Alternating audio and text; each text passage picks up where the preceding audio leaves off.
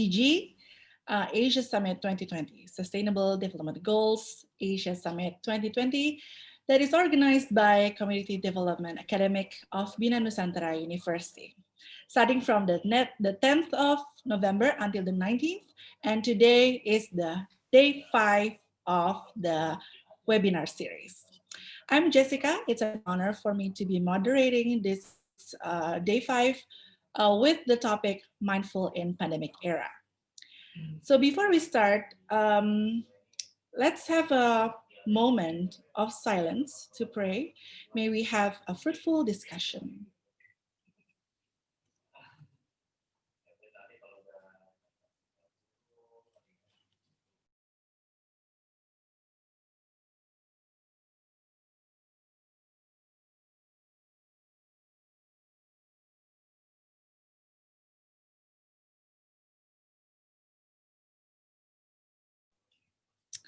Thank you for taking the time. So before we start, I'm going to invite welcoming Ibu Retno Dewanti PhD in a video of a welcoming speech to open this webinar. CDA team, thank you.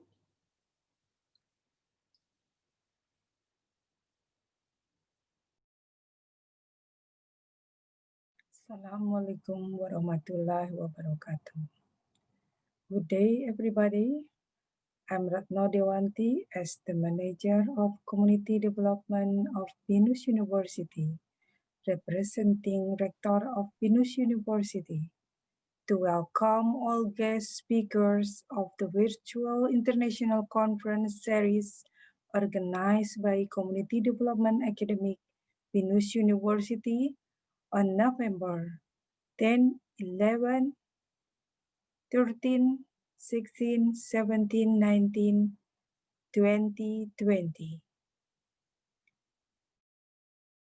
Our gratitude to Sara Marino from Mexico, Professor Yusria Al-Hamshari from Egypt, Natividad Dulce di Madraso, Philippines, Azuba Azwal Imdad from Pakistan, Professor Dato Hasna Harun from Malaysia, Chris Bruderlin from Australia, Pervin Telavia Matchmaker from India, Omar Beretta from Argentina, Verona Mendrova from United States, Neng Priyanti, SPD MED ME from Indonesia, Larissa Zazeva from Russia, Agustina from Estonia, Dr. Maliga Marimutu from Australia, Marsan Isbayu Putra from Indonesia, Mudit Subsekaron from Thailand, Cema Jallara from Philippines, Daniel Vieira from Portugal, Mila Andrea Safitri from Indonesia, Hamis Foster from New Zealand, Ratno Dewanti, PhD from Indonesia, Dr. Nura Abdul Elwab Dakhail from Egypt, Dramen from Burkina Faso, Dr. Kais Khan from India, Octaviana Silvia Caroline, STM Arts from Indonesia, Dr. Pantri Haryati, SEM Com from Indonesia. I would like to express my sincere gratitude to all international speakers for their willingness to contribute in this event, and also to all participants who attend this virtual conference. Let me tell you in advance regarding the objective of organizing this virtual international conference series. In words, building good cooperation with colleagues in higher education and global community to care about sustainable development goals. In a second, giving insight on the challenge faced by the society nowadays. In third, and providing opportunities to college students, lecturers, practitioners, non-governmental organizations, and other communities to support each other and improve their expertise in raising industrial era 4.0. As we all know, Indonesia is a developing country and currently its development is facing various challenges in terms of economy, social, and environment. In the SDGs program, Venus is committed to empowering communities in a sustainable manner. For these reasons, Venus has continuously initiated various events, including organizing virtual international conference series that focuses on community service, which is expected to develop people's insight and capacities in order to increase the mastery of skills needed by the community itself and can provide benefits to the environment, social and economy of the world community. As we all know, the world is currently being stricken by the COVID-19 pandemic, which has an impact on the economy, social, and environment, resulting in new patterns that may not have been thought of before. Therefore, this event is expected to be a forum for ASEAN and world communities to create new initiatives resulting in concentrate examples that emphasize the contribution of sustainable world development. Currently, Venus has established partnerships with other universities in the world, spread across 31 countries and 5 continents, as well as more than 500 local and international industries, as well as partnering with many NGOs throughout the world and other communities. The focus of CSR activities carried out by Binus University refer to 9 points in the SDGs, namely no poverty, zero hunger, good health and well-being, quality education, gender equality, clean water and sanitation, affordable and clean energy, decent work and economic growth, and partnership for the goals. Social activities carried out by Binus University are part of the corporate social responsibility framework, which is manifested through its commitment to improving community welfare. All social activities carried out by BINUS are seen as innovation in the implementation of CSR according to program objective so that BINUS is recognized by the community as being able to provide economic, social, and environment benefits. This is proven by the several awards that have been received by BINUS regarding the success of its CSR program. Finally, my gratitude for the contribution of all speakers from various partner countries of BINUS University, and thanks to all participants who attended this virtual conference series event. We are very proud of all of you and happy joining the conference. Success to all of you. Wassalamualaikum warahmatullahi wabarakatuh. Thank you. Thank you, CDA team. Thank you, Ibu Retno Dewanti, PhD. Okay, so now I'm going to read for you some information on how we are going to conduct this webinar. First off, I'm going to read a little bit of the Zoom rules just to remind you to using your real names, not device or institutional names on your participant IDs in this webinar. And if you wish to open the video, please dress properly and behave politely when the webinar is being held. For convenience reasons, the participants' audio will be muted. All participants can ask questions via chat by stating the name, origins of the institution, and to whom the questions are asked. The moderator I will read the questions for you. If you wish to, if you're waiting for the certificates, it will be distributed to participants who take part in the event from the beginning up to the end of the webinar and fill in the feedback link, which will be distributed via chat box, chat forums, 30 minutes towards the end of the event. So stay tuned. Participants who do not fill in the link will not get a certificate. So here with us, we are very happy to welcome our distinguished speakers, of whom I will introduce later one by one. We have Dr. Marcen Isbayuputra. Good afternoon, doctor. And then Mr. Andi Bahari. Good afternoon.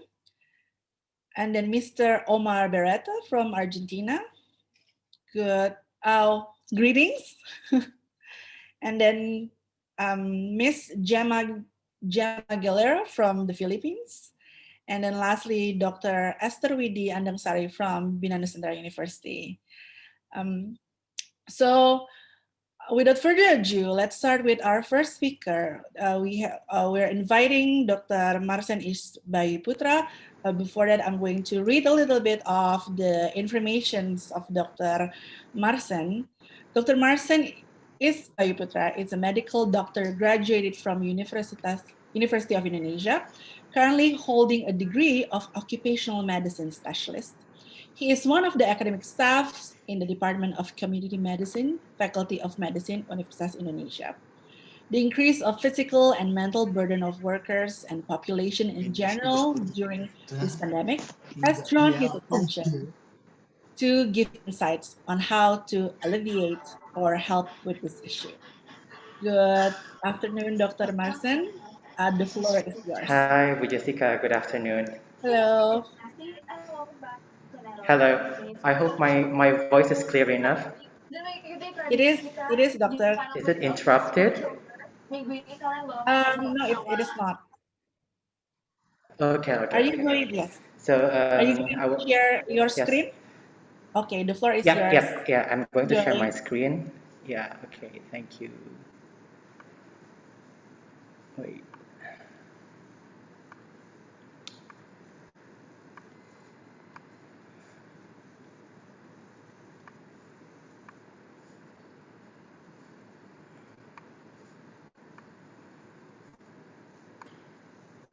Oops. Yes.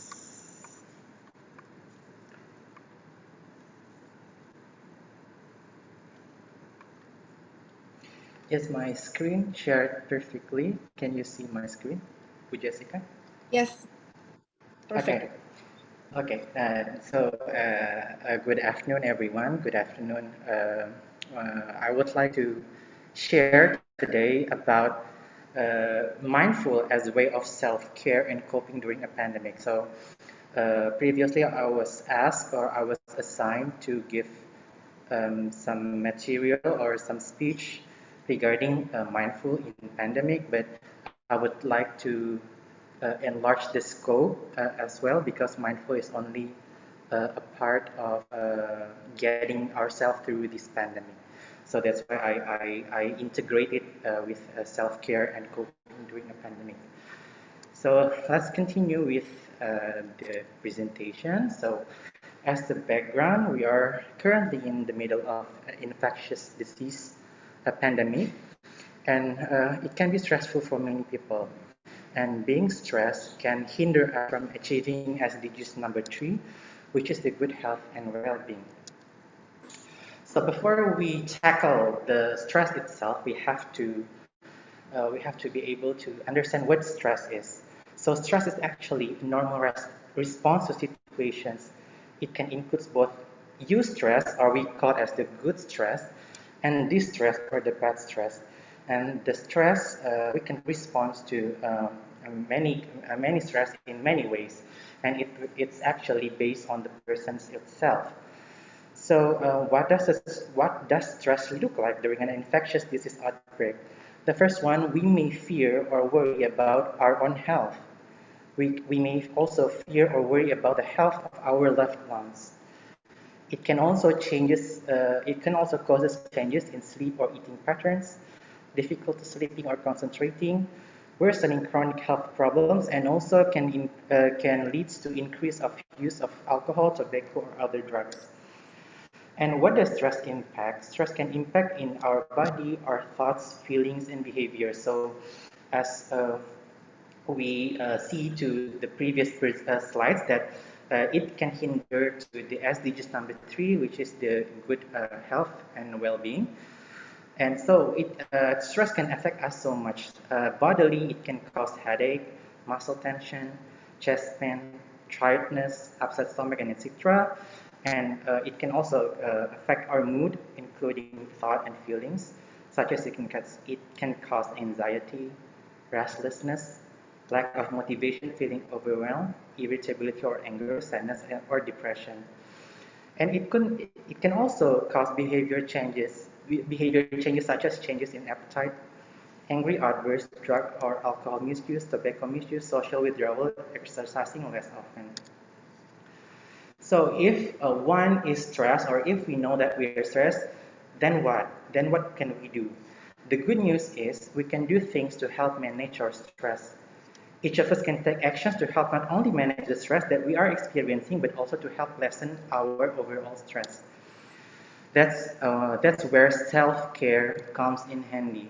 So how do we deal with stress? Is we do the self-care, or we care for ourselves. By definition, self-care is defined as providing adequate attention to one's own physical and psychological wellness. And the benefits of doing self-care, the first one is to increase work effectiveness, increase job satisfaction, and it can cause changes in the culture of work. So the dimensions of self-care are what are the area of self-care. The first one is also psychological, emotional, physical, social, and spiritual. So we are entering the first two domains, which are the psychological and emotional. So in this part, what we do is the first one, we regulate our emotion, which is that we give attention more to things that are in our control. So we must separate, or we must recognize the things that we can control and the things that we cannot control, and we just focus on the things that we can control. And number 2 is to set clear boundaries for your time and energy. So in this pandemic, where lockdowns are very frequent, we are mandated to stay at home most of the time. But staying at home doesn't mean that we have no boundaries for our time and energy. So even if we stay at home, we have to set clear boundaries for our time and our energy. And then we have to practice the positive self-talk or affirmations. We must learn to manage our stress with, for example, with deep breathing exercises. And this is one of the link between the self-care and the mindful in the pandemic, which is the practice or practicing the mindfulness, or practicing to achieve mindfulness, which can we achieve through 3 methods. We can achieve the progressive muscle relaxation, guided imagery, or journaling. We can learn to be aware of what creates stress, and we can we can learn how to problem solve correctly. And then from the other aspect, we must maintain our physical activity level. What can we do to help you move, or and we must be realistic and consistent towards our goal of doing the physical activity. Not to forget to also have adequate sleep. We can practice sleep hygiene. For example, setting the boundaries between the sleeping areas and the time, our sleeping time or sleeping hours. It has to still be distinct or still be appropriately divided. We have to still have to consume healthy foods, prevention of illness. We have to also maintain intimacy with our close ones, and we have to maintain our general bodily health. From the spiritual side, if we must maintain our spiritual side as well. For those who are religious, you can pray according to your religion. You can practice meditation. You can reflect what have you done good, what do you want to do next. And sometimes we also need to spend time in nature. That being said that we have to spend time in nature, we also must practice health protocols while spending time in nature. And then not to forget that we have to also spare time to do some leisure things. Because during this uncertain time, it is important to make sure that you are doing things that recharge or energize you. You can do this through finding enjoyable activities that promote rest and relaxation and encourage creativity. For example, you can read your favorite book, you can knit if you like to knit, you can do crafts if you like to do crafts, you can spend time more with your pet if you have one or if you own one. And you can, if you don't have anything that you like previously before the pandemic, you can also take time to rediscover hobbies that you may enjoy. And like what I said, you have to set boundaries with time and also your space. Why we have to set boundaries with our times? That we have to acknowledge that we are not obliged to give our time limitlessly to those around you. So, in fact, that we are living together or uh, living in the same house, for example, due to lockdown, we are not obligated to give our time limitlessly to those around us. And we have to be able to read our inner cues and know that it's okay to set boundaries with others in order to protect our emotional well-being and surround ourselves with positivity and affirmations. We have to also set boundaries with our space. So, for example, when we work from home, sometimes it can be difficult to differentiate between work and home.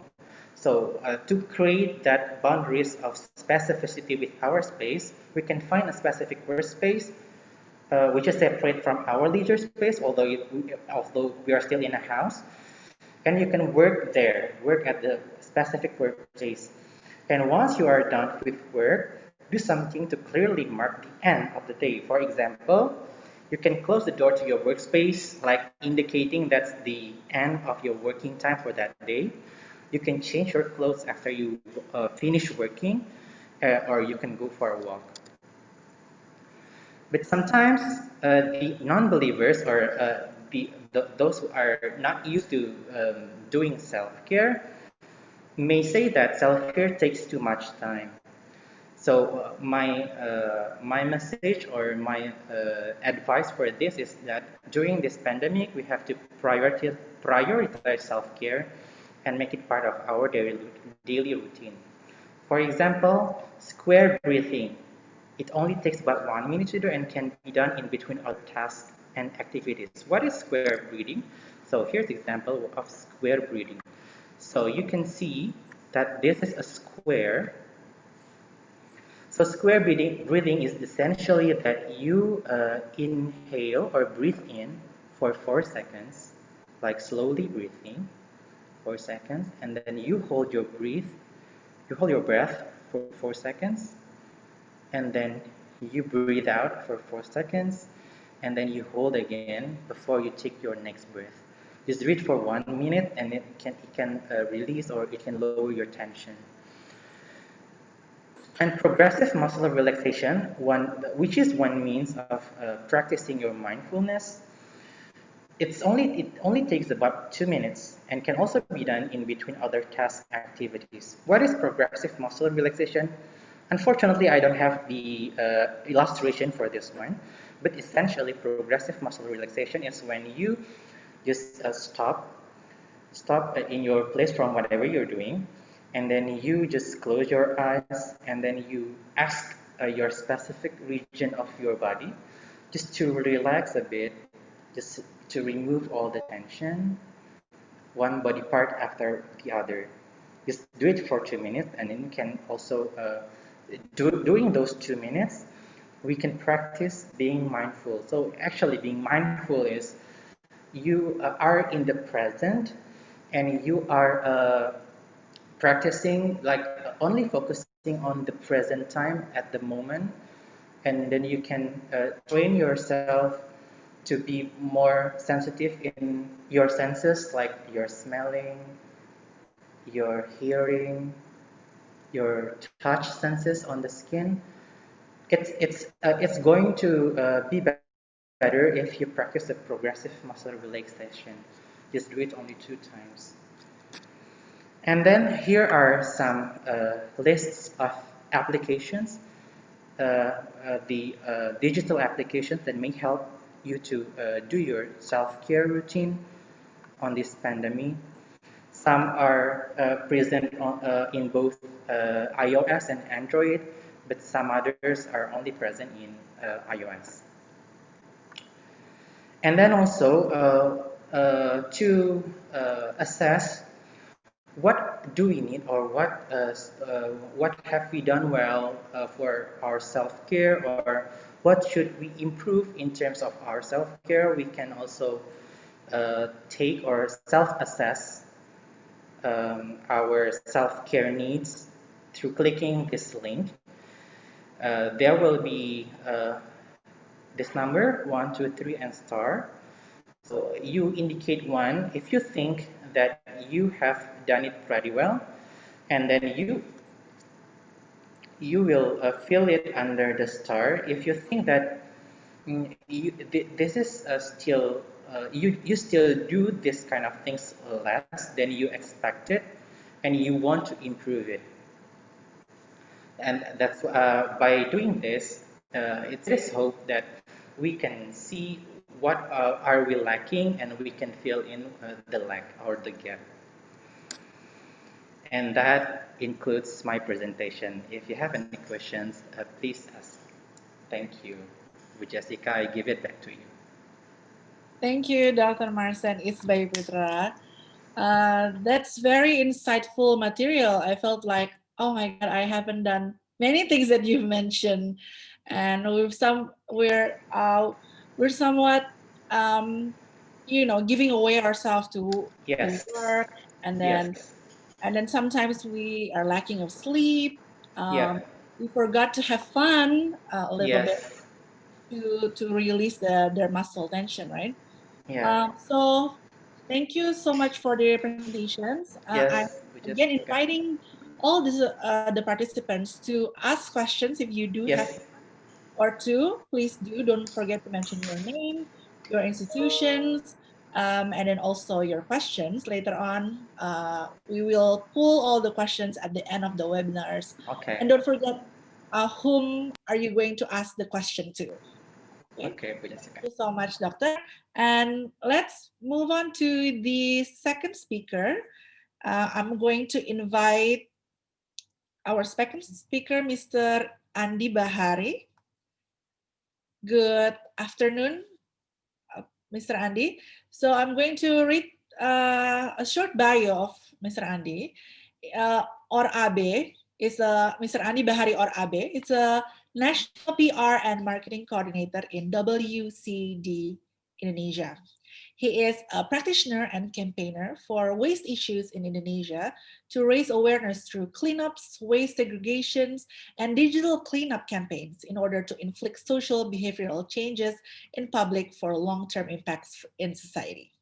He is also a facilitator, trainer, and speaker for inter-stakeholder conferences, university trainings, CSR programs, and online webinar talk shows.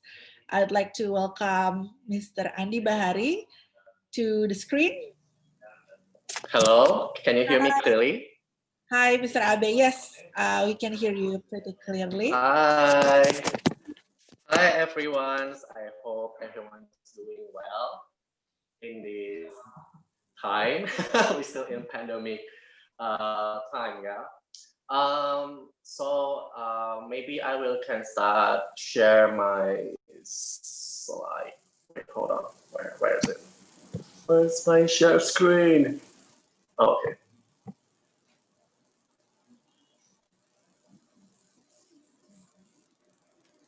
Oops.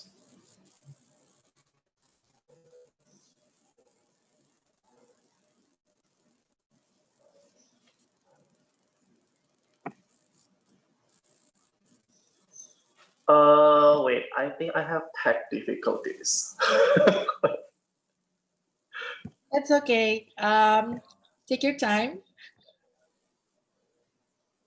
Maybe Mr. Abe, I can help you with the presentation slides. Yeah, sure. Can you help me share screen? Yeah, because I'm not using my laptop. Oh, that's okay. Thank you, CBA team.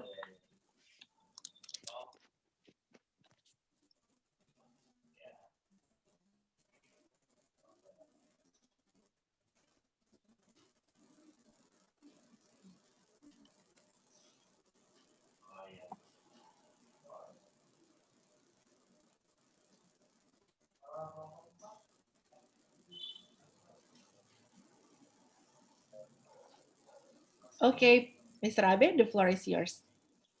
Okay. Well, I just watched the Dr. Marston's material. I was so glad because like, oh my God, the topic is similar. Like we're talking the same thing, but I'm so glad he discussed about the self-care aspect, which is really important in this time. Because people become easily stressed in this pandemic era. So thank you for the reminding all of us to being mindful and stay in tune within ourselves, our spirit. That's really important. So okay, I will continue with my presentation. So hello everybody, and I want also to say thank you for Binus University, definitely the team from Community Development Academy who already set up all these amazing events. So okay, next please.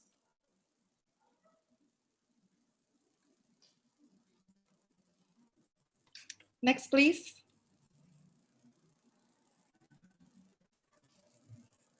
Okay, maybe some of you have heard.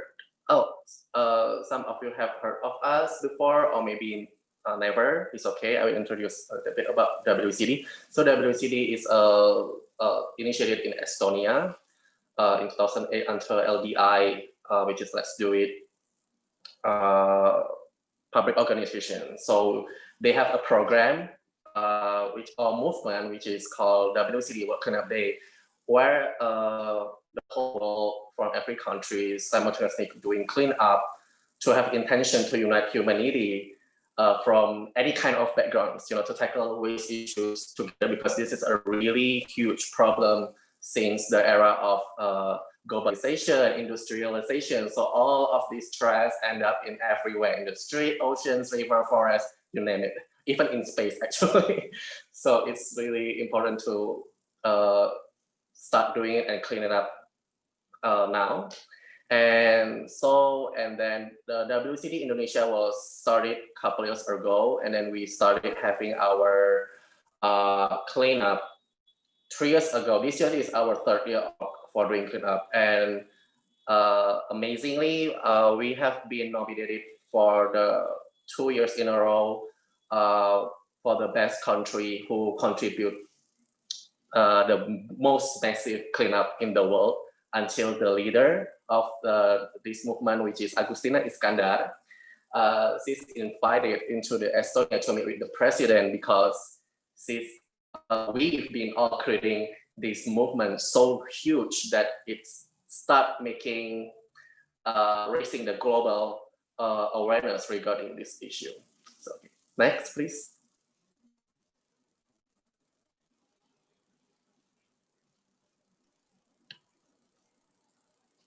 So we have three main campaigns in WCD Indonesia. So we have Onsite Cleanup, which is everybody's from communities, individuals, governments, all the stakeholders join together, bound together to clean up and raise awareness regarding about this issue, because people have a tendency, even I used to be one, when I'm seeing trash or garbage on the street, I'm like, oh, that's not my trash.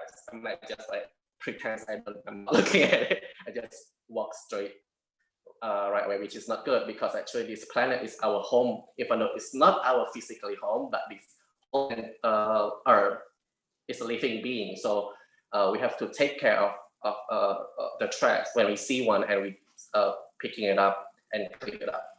And we have a regular cleanup sometimes, and every year we have one huge massive cleanup, which usually happen every third week of September.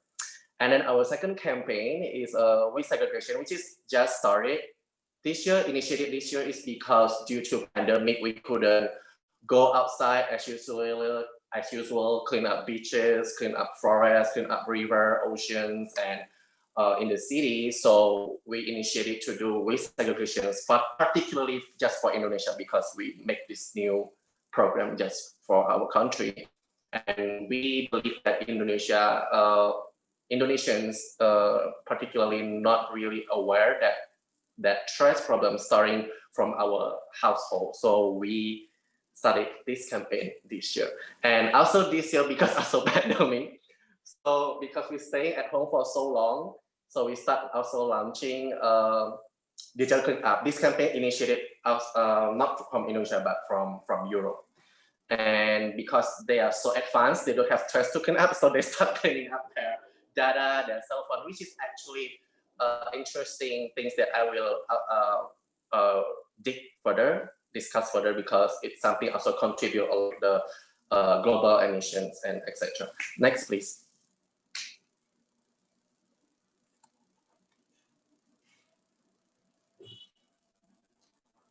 Okay, so our goals for this movement, we have wish that we can reach target 5%, which is 13 million people.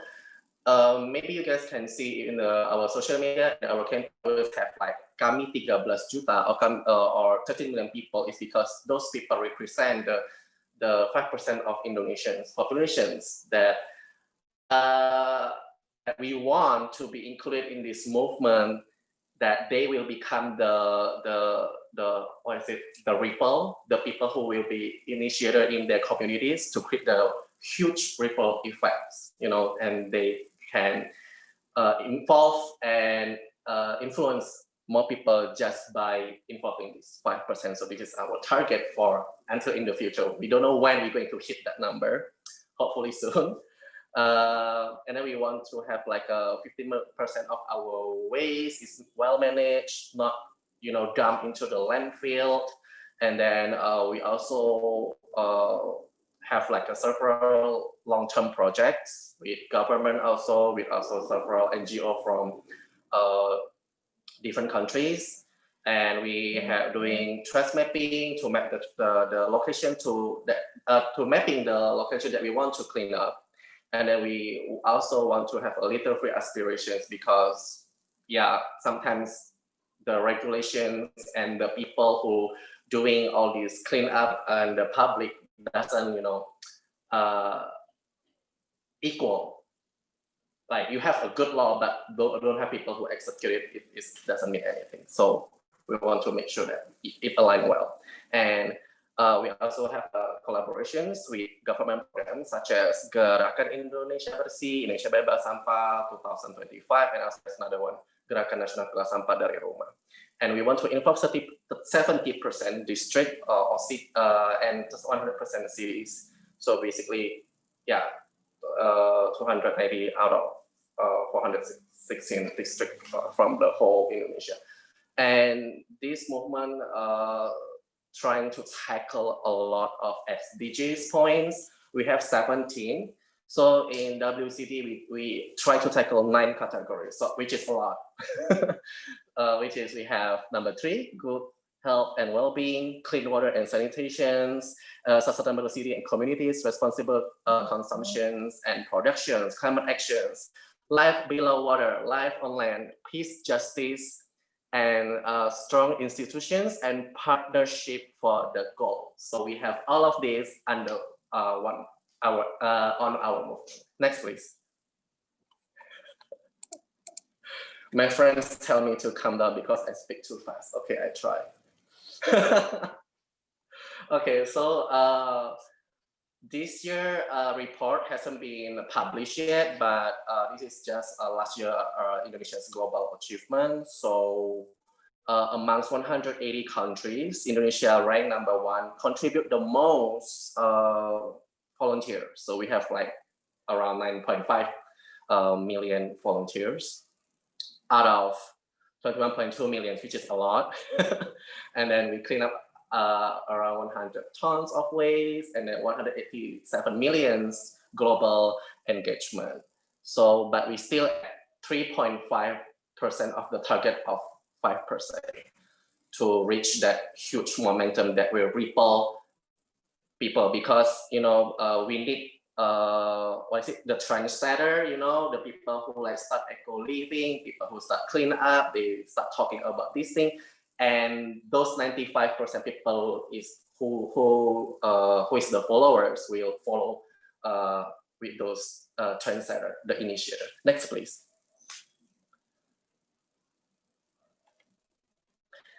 And this year's theme was Bersatu Indonesia, Bersatu untuk Indonesia Bersih, which is United for Clean Indonesia, just happened 2 months ago. And we collaborate with 2 government programs, which is one from Kemenko Marves, and the other one is from KLHK, which is Ministry of Environment and Forestry, and the other one was Minister of Maritime and Investment. So we bound all these 3 movements together to make much bigger movement to collaborate, because we couldn't do this by ourselves. And we need definitely from the public, from the NGO communities and government to tackle all this together, instead of, you know, we've been in the energy, blaming the corporate, blaming the government, blaming our friends, our neighbor. So we need to stop having that energy. We need to start thinking a way that we can sit down and discuss and, you know, really solve these things together, because this is not only our own issue, this is everybody's, the whole world issue. Next, please.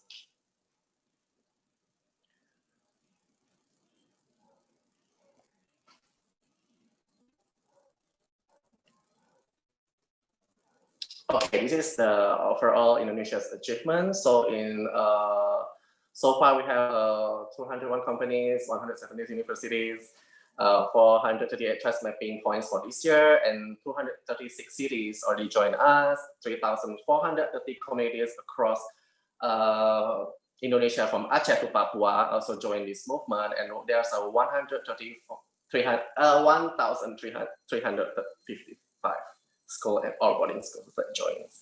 Actually, a lot of provincial governors, they also personally going on site and clean up their surroundings to also being a good example for the citizen, that government not only sit down, you know, in the office and just asking their their staff to doing this, but they're also personally also going down to clean up by themselves, which is really, really good.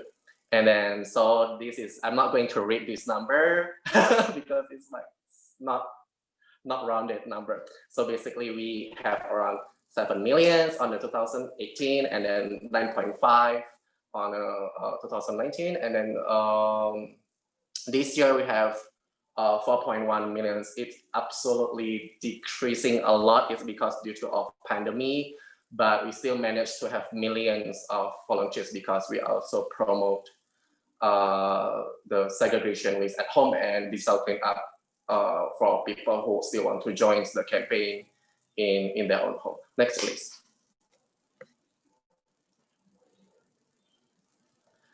So, okay, we go into the points. Why we need to be mindful about our garbage, our waste, and we have these perceptions that garbage is the tukang sampah, the people, the cleaners' responsibility is not our own.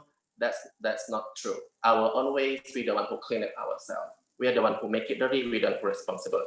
So basically, why it's also urgent. There's a lot of the waste cycle, whereas it's supposed to can be recycled and can be recomposed and reused and everything, but it doesn't go the way that it's supposed to be. Most of it is because we don't segregate our waste, we throw it everywhere, and most of the things land up in landfills, killing live creatures in the forest and in the oceans. There are so many, maybe in the past 10 years, maybe you guys can see in documentaries or in the televisions or even in social media, there's a lot of animals died because of our own wrongdoings. And people just simply don't care, and that's another reason there's a research survey that being done, and in the let's say 3 out of 4 people just don't care about the waste issues. It was done by BPS in 2017. Hopefully, the last 3 years, because we started in 2018, hopefully this number already start gradually decreasing down, maybe in 60s or 50s, hopefully. And then the other one, waste does not get segregated. So I'm pretty sure a lot of people in our own household, we don't segregate our waste. So basically every single thing we just dump into one garbage can. Whereas before I grew up in the United States, and so since high school until my university, I'm so used to categorize each garbage, like plastic, glass, aluminum, newspaper, or paper, like absolutely everything's in a different containers. But here, no, everyone just dump everything into one, which is very, very bad for the environment. And then therefore, in number 4, because all these underdeveloped waste management facilities and all these missing things, most of our waste, almost 70%, all end up in landfills, and only 7.5 recycle, and the rest, people just like burn it and not manage, bury it under the ground, yeah, which is all really bad. Only not even 10%, which is being managed well. And then the other one is the single-use plastic usage is still going exponentially growth like really, really fast. So we really need to stop to, being more mindful about all of these, that we need, is there anything that we can do about this and to make this trend slower or maybe curtail in the next 10 years. And then Indonesia was nominated, maybe some of you also know, the second largest plastic polluters after China. So most of our garbage, because we are not landlocked country, so everything that we throw on the street, everything that we throw on the mountains, on the river, every single thing, because we are islands country, archipelago, so all end up in our ocean, which is absolutely terrible because we eat the seafood, we eat the salt also, and then the rain. Even I also do read several research that even our rain salt already contain microplastic because we keep dumping all this garbage and all the unnecessary things on our oceans, which is absolutely terrible. So it's really urgent. So next, please.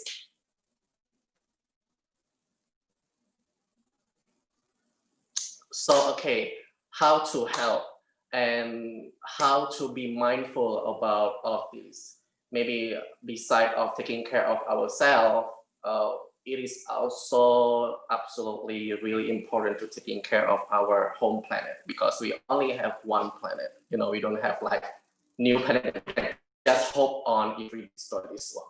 It doesn't work like that.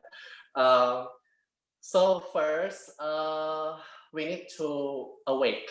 We need to be conscious first.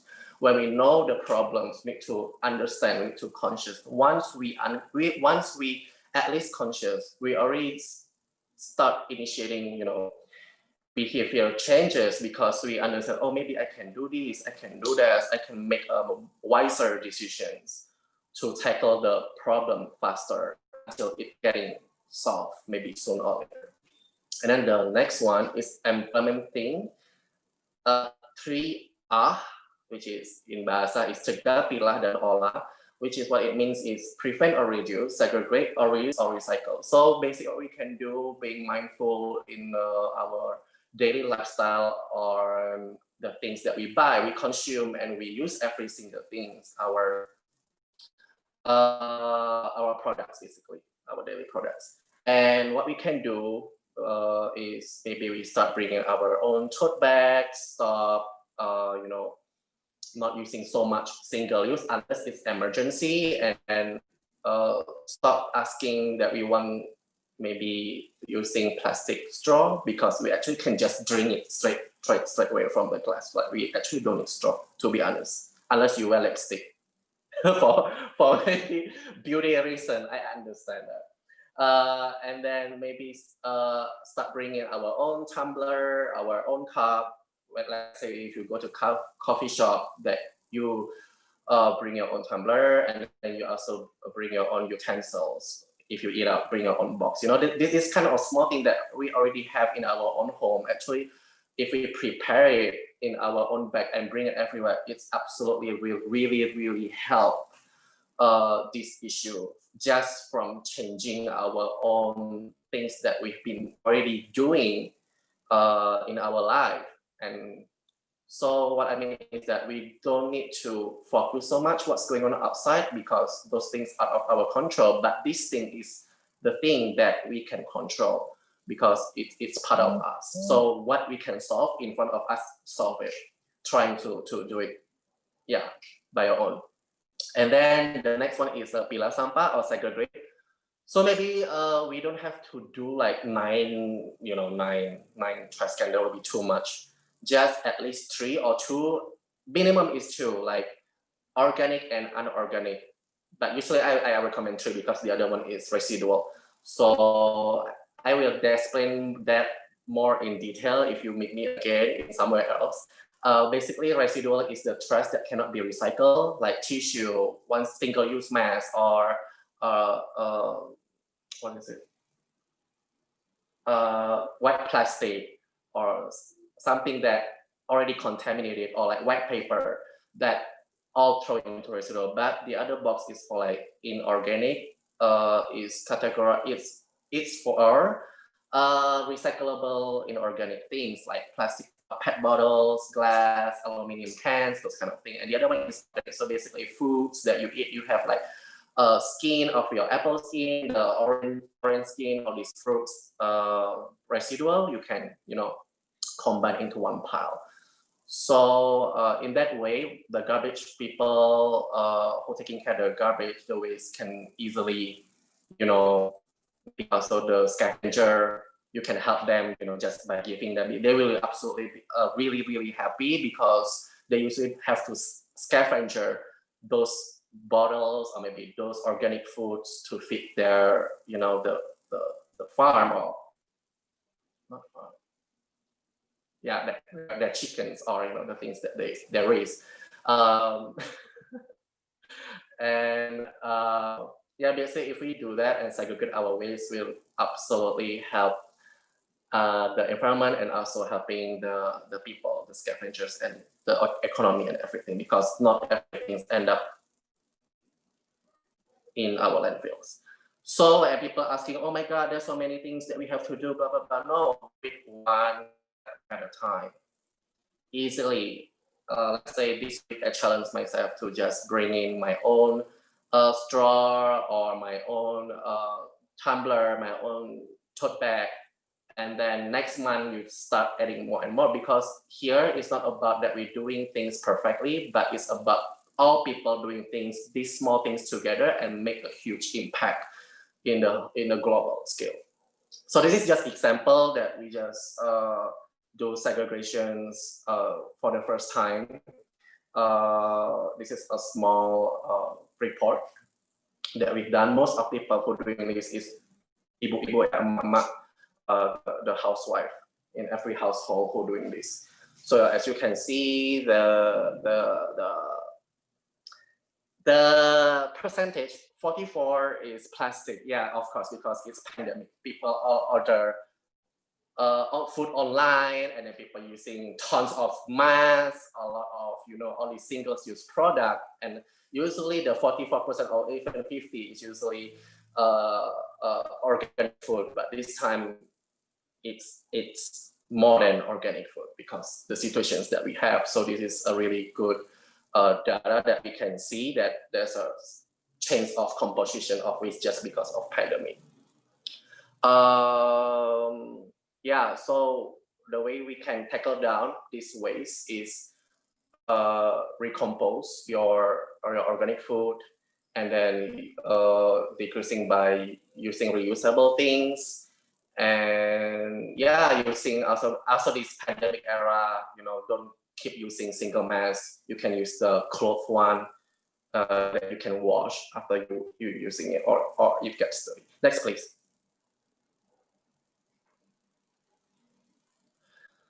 And then maybe this is quite new for a lot of people, because this also initiated by WCD this year in April. Not April, in March, I think, during the Earth Day. So why we need to start discuss about digital waste? Because surprisingly, digital waste, because it's so new, internet, all these new cell phone things, social, the internet, all these things is actually quite new. It's maybe even just around 10 to 15 years. So it's really, really young. And there's a study starting from around 2015 until now that it's gradually impacting our global carbon emissions, because people are using more internet, people are using more devices, people are sending more emails, people, we storing our files in Google Drive and Dropbox, you name it, so many. So when we're doing that, actually we also add up carbons or carbon waste in the global.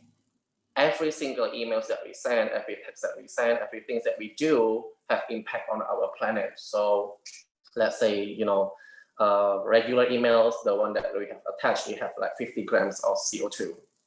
Why? People like, well, what's going on? Like, how does that, how does that can happen in that way? It's because our resources for electricity is not clean yet. Most of us use the coal, the oils, the gas from basically it's not recycled, it's not good energy, not clean energy. So that's why when we run all this data center using a lot of the electricity from all these power plants, which is not good. So we couldn't change everything in a short period of time, because there's a economic aspect and everything, and we need slowly, the country needs slowly to change into cleaner energy. But so it's draining a lot of electricity. And the third point is it's slowing down our devices when we have a lot of digital waste, and decreasing its durability. Because when we have a lot of files that are always full all the time, we never really clean up. I'm pretty sure your device is gonna be going to repair maybe in less than years.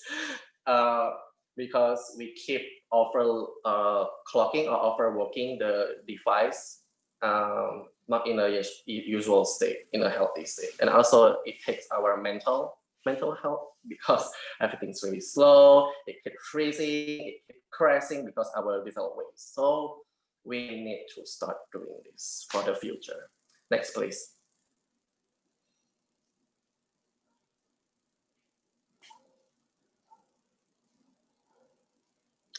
So how to be mindful with our digital? It's really simple. I'm pretty sure most of you doing it, but not doing it in regular basis, maybe. So we can clean up our data, like, you have your access photos that you already broke up, just delete it, not reviewing that really good for your mental health also. And just delete the photos that people take 100 selfies to get just a good one. Delete the 99. Okay, don't keep storing in your phone. It make your phone faster to get, durability goes down really fast. The battery gonna be bocor, not good. And everything is get hit up really fast when your data is really full all the time. And also clean up your computer. Also, it's the same thing. You have applications, software programs that you never really use. Just delete it. Your mailbox. I used to have like 10,000 of emails in my inbox. I didn't know that it impacted our global carbon. Every single time we store our emails and never clean it, it's not, even though it doesn't use our computer storage, but it uses the data center storage because it keeps running. So it stored for you, but because of that, it have the certain energy that it need to take to keep saving your files. That's why we need keep cleaning our inbox so that the data center have more space for public, to store more important things. And clean your clouds, also the same thing. Cloud, like any files, big files, important files, or the sorted out the things that we don't really use anymore. Just delete it. If there's a way that we can make it more convenient, maybe let's say meet in person, for example, instead of keep using everything digitally. Also really helpful, but due to pandemic, we have no choice. We have to do this temporarily, but hopefully we can go back to normal and have a real human interaction. Next, please.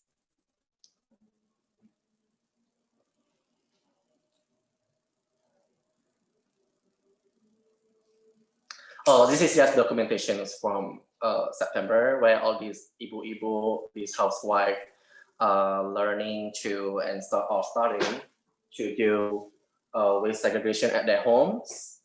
So they're the one who sort of these waste at their home, and then bring it to waste bank or give it to the scavengers, or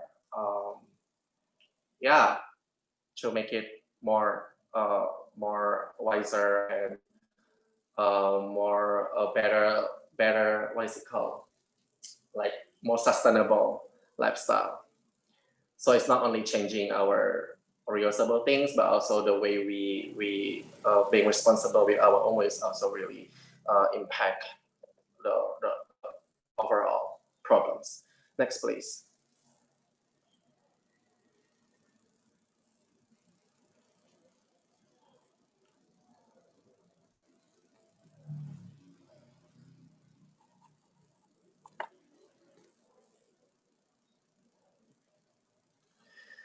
This is just documentations from last year. Next, please, also.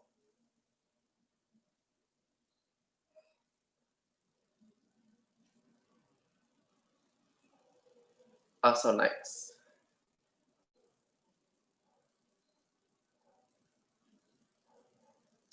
Yeah, okay, so this is just the TV release, the Instagram, Facebook, and the media. Next, please.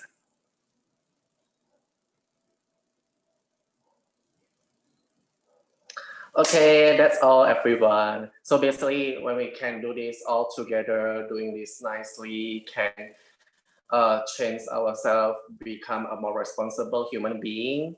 hopefully one day we can, creating a circular economy where all these waste, or can be reusable material doesn't have to keep exploiting the mother nature just to keep getting more raw material. So we don't have to go to that way anymore because we know a way to really keep using our materials more wisely. And yeah, it doesn't matter who you are, where you came from, the ability of time begins within you. So you're the one who can change all these things. It's not your mom or family, government, etc. This kind of things can only happen when you do it yourself. And thank you so much for the time. Maybe this is slightly longer than I imagine. And if you guys need more information, please follow us at Indonesia. And the next year event will be held on the 18th September 2021. So, and actually, this last piece, we're going to open recruitment for the national team. So if you have a skill and you committed and you love this kind of movement and you dedicated and you want to make a huge change, because the national teams, we supervise the entire nation, like from Aceh to Papua. So if you feel called to do this kind of things, it doesn't matter what's your background. You can be from accounting, you can be from graphic designer, marketing, public speaking, anything. Like we welcome everybody. So if you want to know more, you can DM us and we can share more and talk regarding about this issue. Okay, thank you so much, everyone. I hope that give you some new information. Thank you so much, Mr. Abe. That's very, very eye-opening. I think we're all, or mostly of all us, are guilty on, certain type of waste. And I just found out that even digital waste is very harmful. We just don't know. We just thought that we are using our phones, sending emails. That's just, invisible, and but it's actually harmful in a lot of ways as well. Yes. Thank you so much, Mr. Abe. You're welcome. If the participants have questions, don't forget to drop it in the chat box or send a private message to Mr. Wisnu Ivan. And then we're going to curate all the questions and we're going to discuss it at the end of the seminars.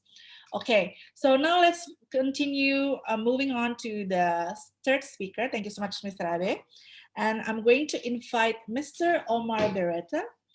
I'm going to read his short bio here. Mr. Omar Beretta is a lawyer, human rights activist, writer, and freelance journalist. He is a founding member of Cuarto Mundo, a non-governmental organization in Paraguay dedicated to fostering social justice, human rights on gender issues, and the historical memory of crimes against humanity under military dictatorship. He is also the co-producer and co-host of the podcast #Puto El Quele. Is that how, did I pronounce it correctly? And of the Festival of Contemporary Parlamento. The floor is yours, Mr. Omar. Thank you, Jessica, very much for the introduction, and thank you, Marcin and Abe, for a really fantastic presentation. I'm going to try to share my presentation here. Okay. All right. Okay. So my name is Omar Beretta. I'm a lawyer and a human rights activist from Argentina, and we work across South America. Today, I represent the organization Cuarto Mundo, which means Fourth World, a non-governmental organization dedicated to protecting human rights on gender issues around the world, like Jessica just explained. I would like to start by expressing my gratitude to the organizers of this event. And also to the attendants from Indonesia, that are a lot, as I can see here. I am very happy. Congratulations to the organizers. Saya sangat berterima kasih atas undangannya untuk berpartisipasi dalam acara yang diselenggarakan hari ini oleh BINUS Universitas dan memiliki kesempatan untuk bertukar pikiran guna membangun masa depan yang lebih baik untuk kita bersama. Orang-orang dari Amerika Selatan dan dari Indonesia memiliki banyak nilai dan kesamaan sejarah kolonial. Saya bahagia dan saya sangat menghargai persahabatan yang kita jalin bersama. I am very grateful for the invitation of BINUS University to participate in this event today and for the opportunity to exchange ideas in order to build a better future together. The people from South America and from Indonesia share many values and a common history, especially a common colonial history, so I celebrate our friendship. One of the purposes of this summit of BINUS is to help to overcome the compartmentalization of technical and policy work by promoting integrated approaches to the interconnected economic, social, and environmental changes confronting the world. So today, we are going to talk about which are the sustainable economic and social models. We're also going to dig into the pros and cons of the concept of development, and we will also address the environmental conditions. All these we're trying to do through the lens of the pandemic and trying to identify what can we learn from this extraordinary situation in order to change the way in which we study, we work, and we live, to make it sustainable and better for the largest number of people. Let's start by sustainable economic and social models. Who is a pandemic essential worker? Well, for example, the Department of Homeland Security of the US lists, among others, health workers, nurses, pharmacists, blood donors, environmental remediation, employees needed to maintain drinking water, workers of state parks and forests, educators supporting childcare programs, workers in sober homes. As a lawyer myself, realizing that lawyers are definitely not essential workers came as a sobering piece of news. But I am not alone in this corner of non-essential workers. Accountants, investment bankers, and stockbrokers also keep me company in this new perplexing reality. I mean, an investment banker sometimes may receive one single bonus that exceeds the salary of a lifetime of a nurse. So shouldn't that follow the logic that lawyers and the like are the most relevant to our societies because they make the most money? So, Pertama, first realization of the pandemic, societies that have adopted a Western style form of capitalism do not necessarily guarantee an equitable distribution of income. In my world, Dr. Marcen and my colleague Abe should be making top dollars because they are really the ones that are making the best for our communities. And for the students in this audience, where would you like to be? In the group that makes more money, but does not really contribute substantially to the well-being of the community, or in the group that qualifies as essential workers, proud of being of a community that relies on what we contribute to it, but that does not really compensate them proportionally to the importance of the job you do in the community. Frankly, being forced to face this dilemma, money or helping my mates, speaks very badly of the societies we live in today.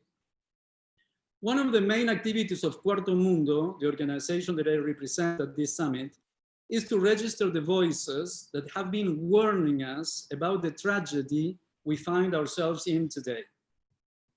We spent most of last year, of year 2019, traveling around South America, listening to brilliant and sometimes also very angry minds, telling us that things like the work in Western-style capitalist societies, we were heading for imminent disaster. And it happened. They warned us. Last year, they warned us that something of the magnitude of what we are living today was imminent. So what am I talking about when I say Western-style capitalist societies? I am referring to post-industrial capitalism that is commonly referred to as financial capitalism, a particular form of globalization that allows for the free flow of goods and services and money, tapi, but not people. So Argentina is the second world's largest producer of soy flour and the world's largest exporter of this product. And it's destined mainly to Western Europe. However, it is easier to ship and deliver a yearly $9,000 million of this product than to have one single Argentine citizen get a working visa in the European Union. I am told by my friends in Indonesia that thousands of barrels of oil and millions of cubic meters of natural gas flow swiftly from Indonesia to the United States and the Netherlands, two of your top clients, but that it is not so easy for an Indonesian citizen to obtain a tourist visa in order to visit the US. Kapan, when did we allow this to happen? Mengapa, why do we tolerate that things went so wrong for the people? So let me get back to financial capitalism, or rather its predominant ideology and policy, that is neoliberalism. We can say that this is the predominant model in North America and Western Europe, that are Indonesia's and Argentina's main export destinations of raw product and two of the most difficult places for our people to travel to. However, Nobel laureate and Professor Joseph Stiglitz said in a recent interview that we learned that markets often don't work well. The markets, as you know them, weren't able to supply us with the necessary amount of masks. They did not respond in emergencies in the relevant time frame. This crisis, this pandemic, has reinforced the point.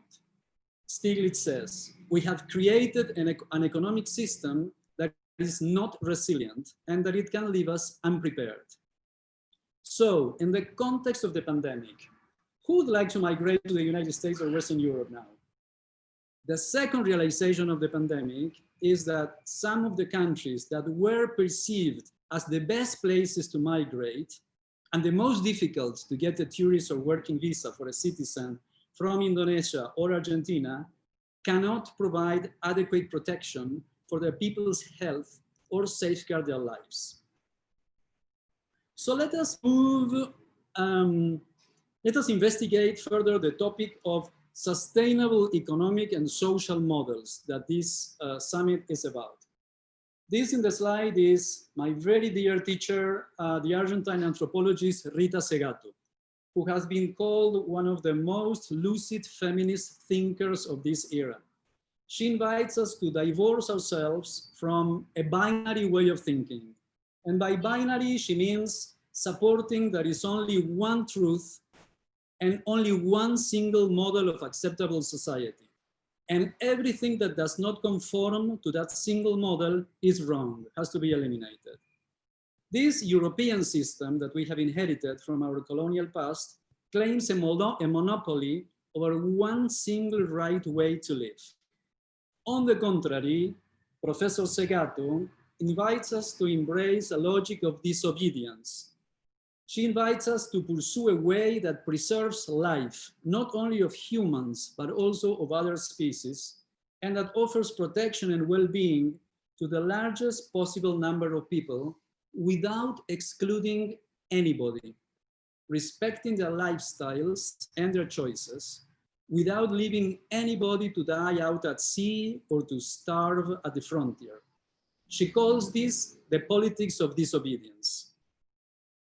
Along the same lines, the philosopher and sociologist Raúl Prada from Bolivia teaches that wisdom cannot be found in academia, but that wisdom can only be found in the intuition of the youth, because he says, only the youth is capable of understanding the magnitude of this crisis and act accordingly. So this is the call that can be heard from South America.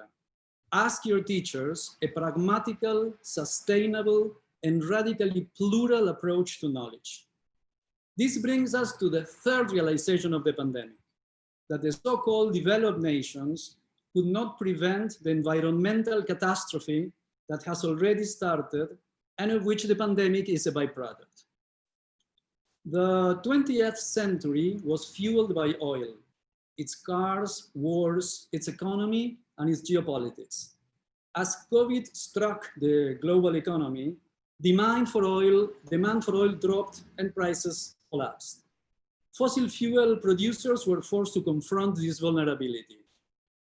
While the oil barrel is barely scraping $40 vis-a-vis a price of approximately $80 that is needed to balance the budget of the oil producing states, clean power stocks are up by 45%. Like we see in this chart, the pollution from burning fossil fuels kills over 4 million people a year. There is consensus that a move to a new energy order is vital, and universities could play a key role in leading this transformation. The pandemic taught us that the governments should invest more in research and educational institutions that could have served us better if they were given the support that they deserved. This is a fantastic opportunity for the students around the world to look for a pragmatical, sustainable, and radically plural source of knowledge that paves the way to this new energy order. Wrapping up on neoliberalism, we do not have time today, as I would like, to study the case of TikTok, but this is a clear case where the free market policy enters into contradiction with its own principles, because apparently, for the Western world, the free flow of goods and services and money, but not of people, is okay, provided that China does not take advantage of that. So this takes us to this opinion of the publication The Economist. Geopolitics is twisting global business into a form that is less efficient and free, says The Economist in a recent issue. Let's decode this a little bit and let's turn around the message. Maybe we can rewrite it in this way. Global business is twisting geopolitics into a form that is less and less convenient for the vast majority of the world. That is to be lamented. Our second topic is the concept of development and environment. Neoliberalism is all about free market competition. This is often characterized in terms of its belief in sustained economic growth as the means to achieve human progress, its confidence in free markets as the most efficient allocation of resources, its emphasis on minimal state intervention in economic and social affairs, and also in its commitment to the freedom of trade and capital, but not of people, remember, but not of people. They don't want us to go there. The belief in sustained economic growth as the means to achieve human progress is what I would like to bring our attention today. What does it mean? In the United States, only 4% of the people who are born into poverty will ever make it to the top 20%. If you're born poor, there is only a 30% chance that you will ascend to the middle class. And this number drops significantly depending on your ethnicity. So just before the onset of the global pandemic, the Nobel laureate Professor Joseph Stiglitz wrote his latest book, People, Power, and Profits, which chronicles how a few corporations dominate entire sectors, contributing to skyrocketing inequality and slow growth. This is how the financial industry has managed to write its own regulations, how tech companies have accumulated reams of personal data without oversight, and the government has negotiated trade deals that fail to represent the interests of the people, of the workers. Stiglitz identifies that the true source of wealth and of increases in the standard of living are based on learning, advances in science and technology, and the rule of law. So this is of paramount importance in our summit today, organized by Venus. We agree on the essential role of education and finding ways to make it affordable to everyone, irrespective of their social, economic, or ethnic background. However, TAPI, radically opposed to the paradigm of sustained economic growth as the means to achieve human progress, is the opinion of David Choquehuanca. Choquehuanca is the former Secretary of State of Bolivia and the actual Vice President of the country. He teaches, let's work not in order to be better off, but just to be good. not to chase development, enjoy life today with what we have when it is enough to be good. I will get back to Choquehuanca's ideas in a moment. Sueli Rolnik is a Brazilian psychoanalyst, an arts and culture critic and curator. She is a university professor with a PhD in clinical psychology. Rolnik explains that in post-colonial societies in South America, our minds are still colonized and that we act as zombies.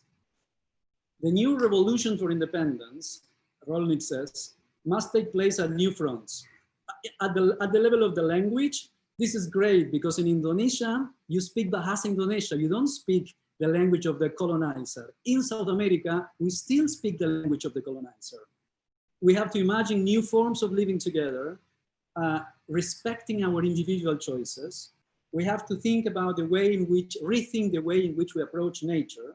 How do we allocate time for work, as Dr. Marson was saying a moment ago, about dealing with spare time and leisure time in changing the culture of work, and our relationship with the indigenous population. Rolnik says that under capitalism and its neoliberal recipes, we act as zombies because we confuse pleasure with consumerism. We work to buy things to keep afloat an economic system that needs us permanently busy and in debt to reproduce the system and not think. This is so, Rolnik says, because under capitalism, we have lost our ethical compass. Choquehuanca, the Vice President of Bolivia, reminds us of the ancestral wisdom of the elders that invite us to govern according to the laws of nature and to pursue not only the individual good, but the communal good. We are rebels with wisdom, said Choquehuanca a few days ago when he took office as Vice President of Bolivia. We are rebels with wisdom, and this is fascinating because typically we associate rebels with youth and wisdom with the elders. But he says we have to be the two things at the same time. We have to have rebels like the youth and wise like our elders. Raúl Prada, that I have mentioned a moment ago, explains that under capitalism, there is the illusion of an accumulation of goods, but that there is no such thing. The only thing we have is the environmental footprint that we leave, like Abe has just very clearly explained. This is the environmental footprint that we leave as we burn our home. This is one of my favorite intellectuals from South America, my very good friend, the Bolivian philosopher Rosario Akim. She has a master's degree and a PhD on development science, and she's currently conducting postdoctoral studies on philosophy, science, and technology. She explains, and this is very controversial, she explains that development implies a power diagram that produces a subject that depends on a technical bureaucratic knowledge. So she says, development makes people poorer in as much as it incorporates them to the logic of capital. And she has proved that many of these subjects created by development will only join capitalism peripherally, illegally, by means of prostitution, human trafficking, or drug dealing. Development, she explains, can only be of any benefit when it takes into account the opinion and the desires of those members of society that are the target of the development programs. When it results in an improvement of their quality of life, respecting their cultural diversity, their gender perspective, and when it is sustainable from a natural resources standpoint, and it is not religiously biased. All this sounds very ambitious, I know, but this is what a part of South America is fighting for. This is what we documented on the field during 1 year of travels and interviews, and that I have the privilege of sharing with you today. This certainly implies a radical change of mentality. There is a need for a different form of globalization, not of trade, or not only about trade. Many countries like Indonesia, like Argentina, have fought for independence. But many of us still, like Argentina, have a heavy colonial mindset inherited from the past, and we reproduce a system of racism and closed borders. The philosopher, political scientist, and public intellectual from Cameroon, Achille Bembe, he asked the following question: what is freedom if I cannot leave behind the accident that is the fact of having been born in a certain place? That accident, says Bembe, the culture, the tradition, and the rituals of that place, that accident does not define me. These are masks that hide our true nature. Bembe explains that we are made of borders, of frontiers. My neighbors define me. I am nobody without those that are not like me, that are different from me. Ibrahim Frantz Fanon, the famous political philosopher from the former French colony of Martinique, explains that the force of rejection against colonialism creates the subject, that it creates us as political subjects when we realize about our ability of saying no. So maybe this pandemic brought us the possibility to respect the memory of our elders that fought for independence and say no again. No to leaving people to die out at sea or to starve at the frontiers. Our friends from South America invite us to take this opportunity to seek a radically plural approach to knowledge, not centered on the individual, but on the collective. Not centered on man, but on nature as a whole, not centered around colonialism. If we persist, we shall discover that to inhabit the difference is our only possible home. Thank you.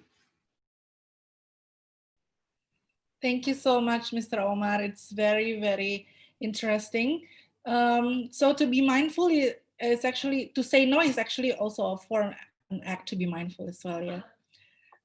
Because sometimes we have to say, we have to say no, and then we have to disobey because we want to make it, because we have something to say, because we want to make it right.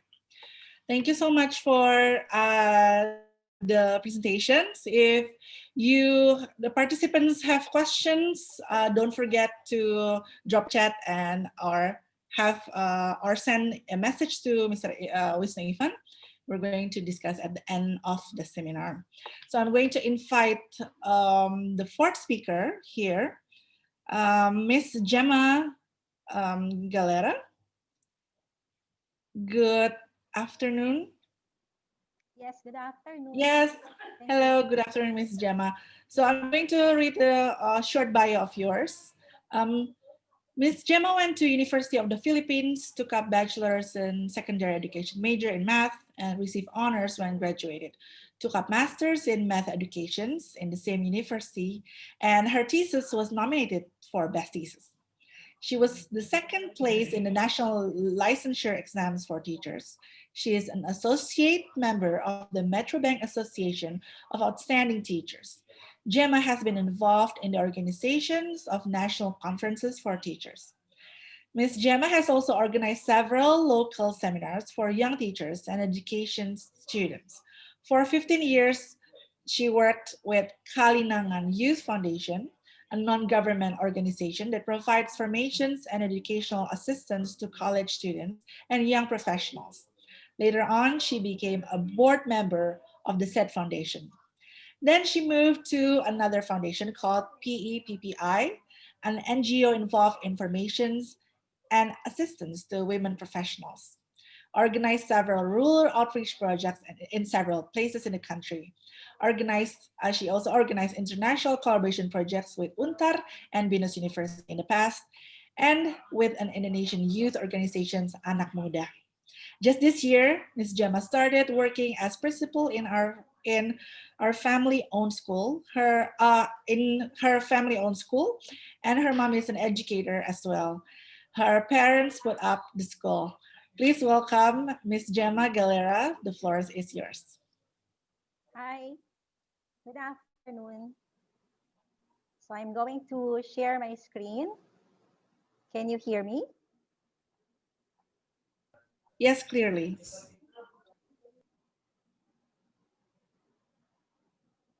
So I would like to thank Binus, first of all, for inviting me to speak before all of you now and to allow me to share what's happening here in my country during the pandemic era in relation to education. As the moderator has explained, I'm an educator, come from a family of educators. When the pandemic started in the Philippines early this year, many things were affected, including the education sector. But months after, we in education are thinking of how we can make up for the lost learning opportunities. And we want to deliver the most effective teaching to our students who remain at home. So as you know, I don't know in Indonesia, if in basic education, the students already go to school. But here in the Philippines, majority are still at home and they attend classes at home. As the Director General of UNESCO, Audrey Azoulay said, to rise to the challenges of our time, a move towards more inclusive education is imperative. Rethinking the future of education is all the more important following the COVID-19 pandemic, which further widened and put the spotlight on inequalities. Failure to act will hinder the progress of societies. Likewise, in their report, the United Nations said that the COVID-19 pandemic has created the largest disruption of education systems in history, affecting nearly 1.6 billion learners in more than 190 countries in all continents. So we can see here that the effect of the pandemic in education is universal. It's not just in the Philippines nor in Indonesia. So that's why I can say that we are not alone in this battle and that if we share, we can learn from each other's experiences. So I think this presentation is timely.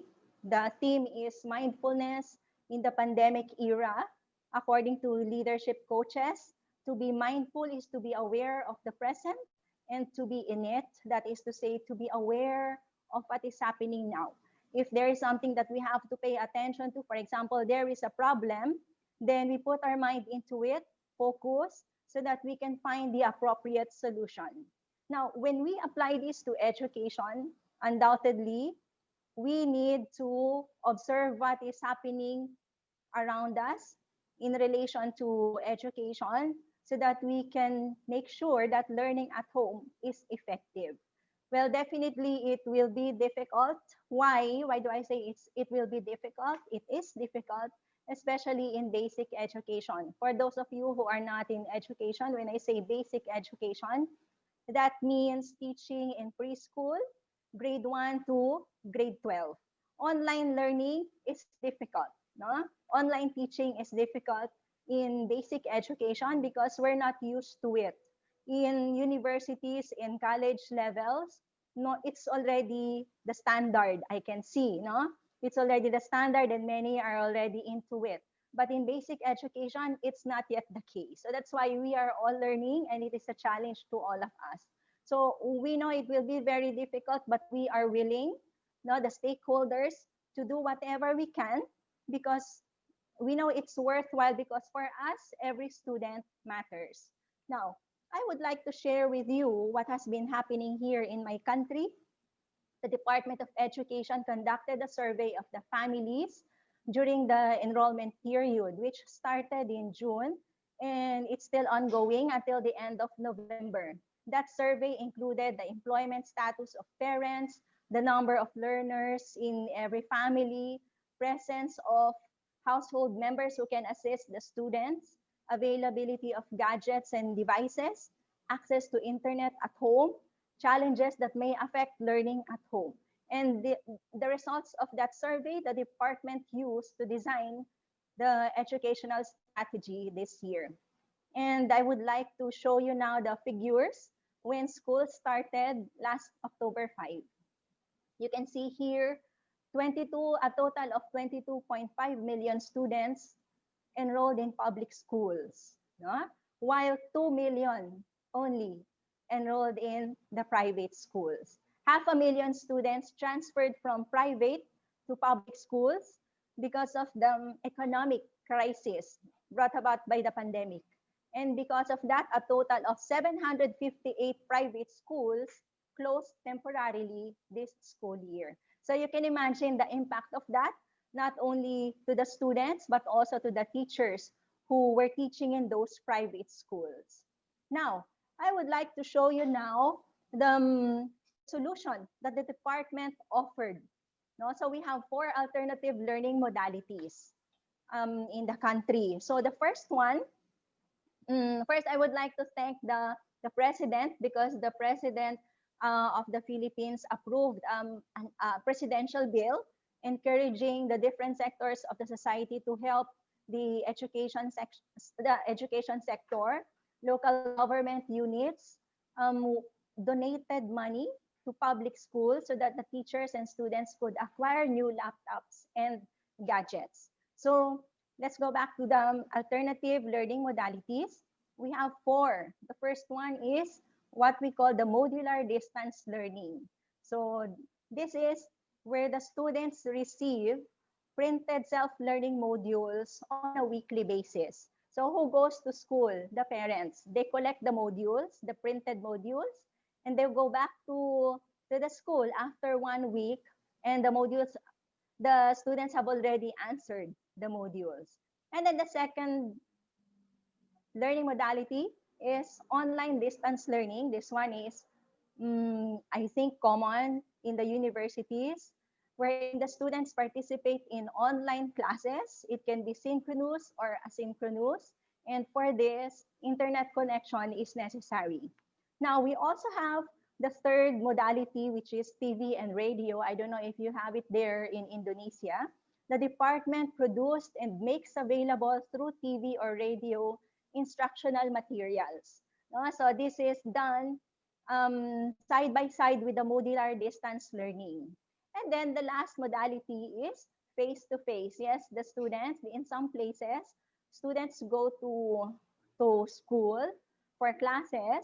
So that's classes in person, but held only in the areas where we don't have COVID cases. So as expected, modular distance learning is the most popular since many homes still don't have internet connection. And in those places where we have internet connection, subscription is very expensive. So during this time of the pandemic, it's really hard to combine all the expenses of the family. Okay, so now 1 month after 1 month after we began, so it's now November, we started last October 5, we have identified some challenges, no, some problems. And the first one that I'm going to mention is unstable internet connection, especially during the rainy season. I think in Indonesia, you also have rainy season. I don't know if it becomes problematic, no, your internet connection, but here definitely it happens. No? So here is a picture of a makeshift study room for a little boy. Since it is hard to get network signal in their place, in the rural area, his grandfather made this elevated study room in the middle of a rice field. So imagine that. So here is the boy attending his online class in the middle of the field, wearing his uniform, and he's brought here by his grandfather every day, picked up at the end of the session. So that's a situation in some rural areas. But sadly, even in places here in the country where we have network signal, like in the urban cities, connection could still be sometimes problematic. So it could lead to interruptions in learning, lagging. No? And then the second challenge that we have identified is we now have overwhelmed students and parents. Now, students definitely are doing more schoolwork than before, and they are doing more self-study. And as expected, the parents are their constant companions while they are studying. And they do this on top of their house chores, professional work at home. So that's why we also get complaints from parents saying they have too much schoolwork. No? So we have overwhelmed students and overwhelmed parents. And added to this, we know that when students study at home, they have more distractions. So you can see here an actual picture of one of our students posted by his father in Facebook saying that his son is doing multitasking at an early age. So you can see here in the smallest screen, the Google Classroom is open. And in the second screen, you have cartoon. And in the biggest screen, you have another channel of cartoon. So he's really doing a lot of things at the same time, watching two cartoons at the same time. So the third challenge that we have identified is overwhelmed teachers. So definitely the teachers have been saying their preparations have quadrupled, not just doubled or tripled, but quadrupled. They have been doing more than before, and they have been constantly studying how to use technology better in teaching. So that's why we are so grateful to our teachers for doing extra effort during this pandemic time. And last challenge that we have encountered is the assessment tools. The ways of assessing what students are learning in school need to be reviewed. So for example, if it's modular distance learning, definitely attendance will not be taken anymore. Recitation is not possible anymore. And what kind of quizzes can be given? So, and how to ensure that honesty can still be practiced by the students as they take the exams. So now, that's why, as I have mentioned to you, the challenges so far that we have encountered, I think this is where being mindful matters. And I would like now to share with you what has been done by the different stakeholders to address these challenges. So we start from the top, from the Department of Education. I would like to share with you this chart. The Department of Education reduced the learning competencies for this year. What are learning competencies? These are topics or skills taught in each subject. So you can see here all the subjects that they study in school, and the Department of Education reduced them. The said competencies are needed by the learner to continue to the next grade level, meaning to be promoted from grade 1 to grade 2, for example. Now you can see here, out of the 14,171 topics in a regular year, we only have 5,689 for this year. No, that is just 40% of the original curriculum. So you can see really that the students are doing less in terms of topics and skills, but they're still overwhelmed, no, because of the modality, I think. So this move was made in order to allow instruction to focus on the most essential and to teach only those skills and topics that are compatible with distance learning. Now, that's the mindful Department of Education. Now, let's go to the mindful schools. No? Before the pandemic, majority of the schools were not set up for online learning. That's the truth. I don't know if it's true also in Indonesia. But here in the Philippines, that's definitely true. This pandemic forced somehow all to upgrade their teaching modality and incorporate technology in education.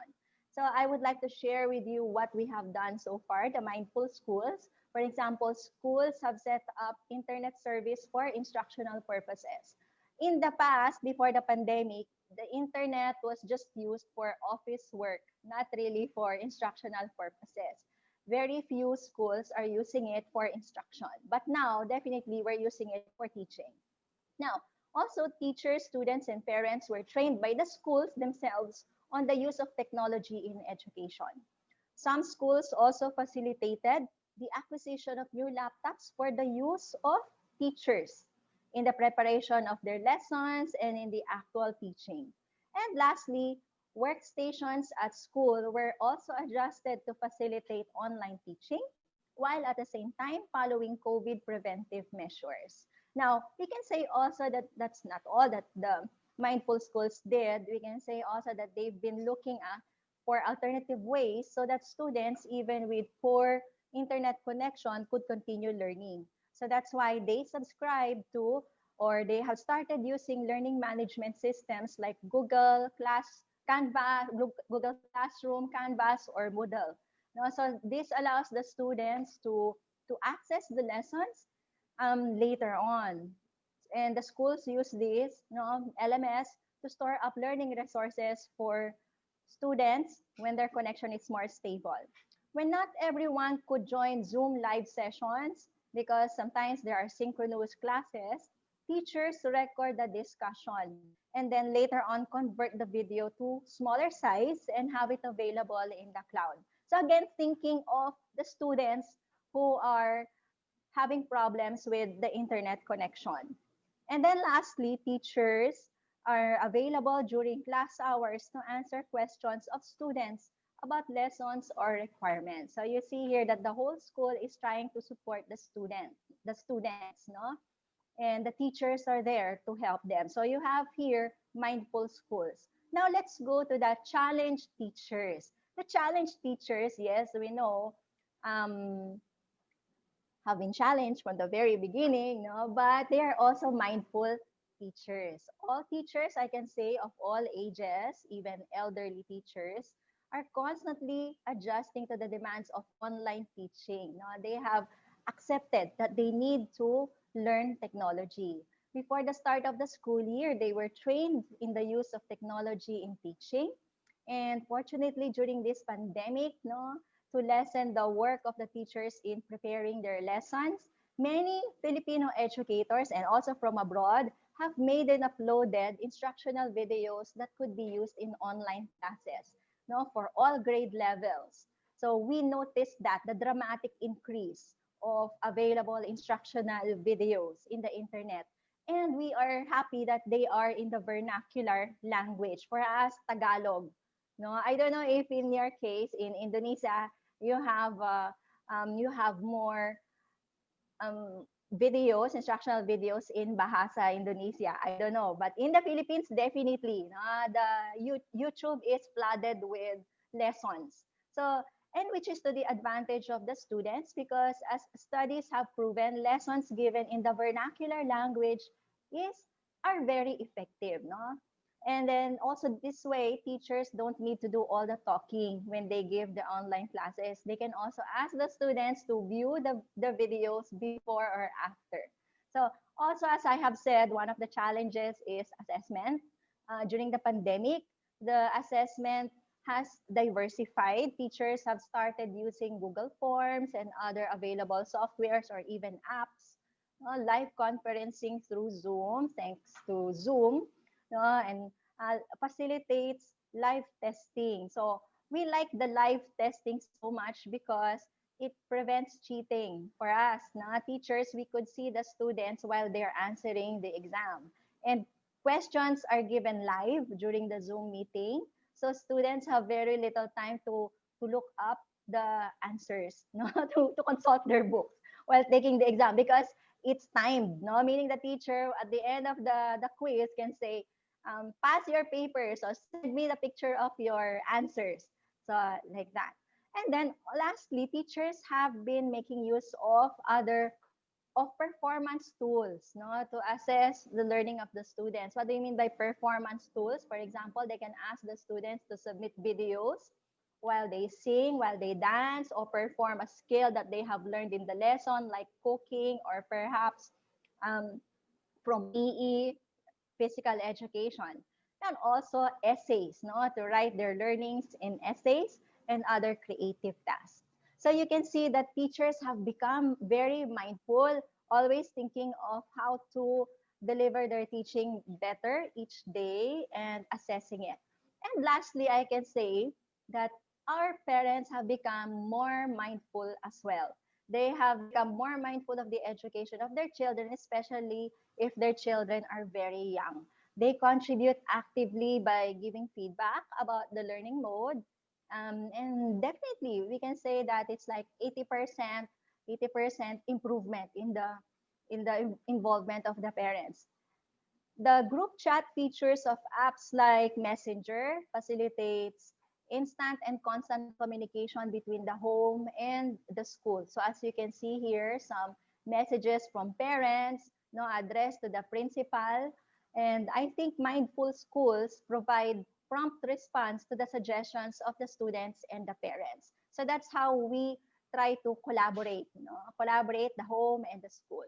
Now, as a conclusion, we can say that everyone is trying to be mindful during this pandemic time. Everyone is attentive and focused on what is happening to the learners, always ready to think of adjusting teaching to make learning more and more effective. And before I end this presentation, I would like to invite you to look at this pandemic in a more positive light. No, we in education we have to project optimism all the time. So I would like to leave you with good thoughts. Good things have been happening. No? Good things have been happening during this pandemic, even in the education sector. So, for example, the schools are now technology ready. All schools have upgraded their facilities. Before the pandemic, no, that was not the situation. Maybe in the universities, yes, but in the basic education schools, no. And teachers have learned how to use and incorporate technology in their lessons. Before the pandemic, the teachers were hesitant to use technology in the classroom, especially in the basic education. Also, I can say that young students have been introduced to online learning, and they have become more comfortable using technology in communicating their ideas. I know that you have noticed that also if you have sisters, no, or children studying online, so you can see that they're more at home with um, with online learning with Zoom, and that's a plus point. They need that. They will need that later on. And they have also acquired some skills to become independent learners, which is very important, especially when they go to the next grade level, no? Especially to the higher grade levels. And there is an increase in production of educational videos in YouTube. Thanks to the pandemic, we have more instructional videos in YouTube than recreational, no? I don't know, but definitely there was a huge increase in uh, presence of instructional videos. And we would like to encourage more and more educators to do that and to continue doing that. Let's not wait for another pandemic to do that again. And lastly, this is my favorite, that studying at home became an occasion for bonding between parents and children. So since they stay at home, the parents are helping their children, they are now becoming more bonded with their children. So you see here, things are looking brighter, and this is the new normal for us in the education sector. I think there's no way of going back to what we were before. We have to accept that this is now the new normal. So, but whatever happens, we in education, we promise we will continue to listen and be attentive to our students, to our parents, to our teachers, to be mindful. No? Because for us, every child, wherever she is, matters. Thank you. That's all. Thank you, Miss Gemma. I really like how you put the silver linings at the end.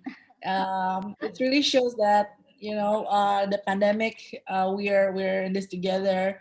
It strikes globally, and then we're really hoping that really to see the light at the end of the tunnel, right? Yes. Yes, yes, yes. Thank you. And now we're going to our last but not least speakers. I'm going to invite Dr. Esther Widi Andangsari from the Psychology Department of Bina Nusantara University. Dr. Esther Widi completed her bachelor and master studies at the Faculty of Psychology Universitas Indonesia and her doctorate in the Faculty of Psychology Unpad. She is pursuing the field of clinical psychology, namely health mentality associated with the use of technology and human behavior, including personality, emotions, etc. From her research, she developed a measuring instrument for Indonesia Problematic Internet Use Scale, or IPIUS. Apart from research and teaching activities, Bu Esther also provides training and coaching for professionals and activists, giving feedbacks, coaching skills, self-management, and emotions. She is listed as a Lumina practitioner in Indonesia. Other certifications include EMDR therapy for handling PTSD, Assessors Assessment Center, and SII, or Strong Interest Inventory. Currently, she is working as a full-time lecturer in psychology and deputy head of psychology department, BINUS University. Please welcome Dr. Esther Widi Andangsari. Good. Yes, thank you, Jessie. Good afternoon, everyone. How do you do? Hopefully all of you are fine and healthy. I want to share something. Hopefully it could be give a positive contribution to your life. Yeah, please wait. I will share my slides. Okay.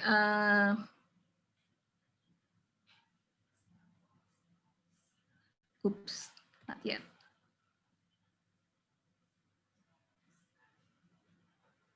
Is it seen by you, Jessie? Yes, ma'am. Yes. Oh, sorry.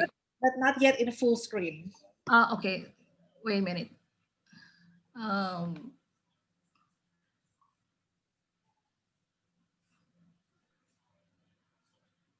Okay. Please give me some time. Sorry, I have to stop share plus. Yeah.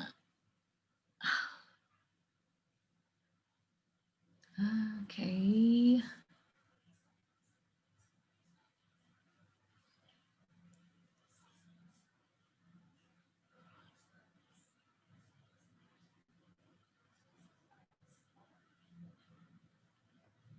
Yes. Okay. Shall I start? Yeah. I would like to share about love your life related of this kind of situation, this pandemic. I would say that this situation, this pandemic, I would like to say that this is a unique situation. I disagree to label this situation as a bad situation or a very giving a bad luck for our life. Unique means that some of us have an advantage from this situation, like Miss Galera's share before that, because of thanks to this pandemic, the parents and also the children have a occasion to bonding, have a good relation and also good emotion between parents and also their children. But yes, we agree also that this situation also give perhaps some kind of disadvantage for some people. So I would like to say this condition as a unique condition. Yes, perhaps some of you are agree that not all of us are ready for this pandemic.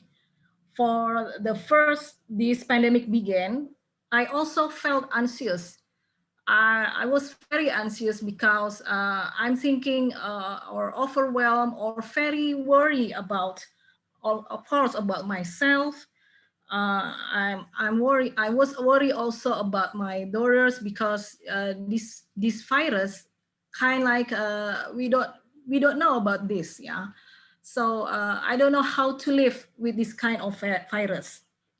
I also worry about my students, how they can study effectively during this kind of situation. And also, I'm thinking about people surround me, people that can doing a proper work for their living and etc. So yes, we live in this world with this pandemic, and not of us are ready for this pandemic. And it gives also a new normal or new environment to us to live. Yeah, like we have to adjust a new protocol living at the office. We have to work only 50% of team members are allowed to come to office wearing masks during this office, and also have to like physical distancing during this office, and also we have shifting working between work from office and also work from home in Indonesia, especially in Jakarta. We're doing this kind of shifting working, yeah. And of course, this kind of situation, especially work from home, also give problems with ourselves. Yeah, some of us are very difficult to adjust how to work at home, and also doing some work home things. For working moms is also very overwhelmed that they have to take care their family, and also they have to doing their working because they have to do some all of the responsibilities properly. So it makes like a burdens for us. Yeah, this situation give us a burden, like a burden, and feel very stressful according to this. And for our students, especially my students, they also have to learn from home. It's the same situation like Miss Galera shared previous. Yes, in Indonesia, we also have the same condition. My students, including my daughters, also have to study from home. And it is not easy to study from home because we have so many limitness. Yeah, limitless about technology, limitless about the material course. My students ever complain to me that she or he cannot study correctly, properly, because the connection, the technology are not proper, and then she was very confused about the material, very hard to contact me or the other lecturers to ask about the material, and then how to do the assignment, and so on and so on. And also it gives like a burden for our students and make most of the students feel unhappiness. Yeah,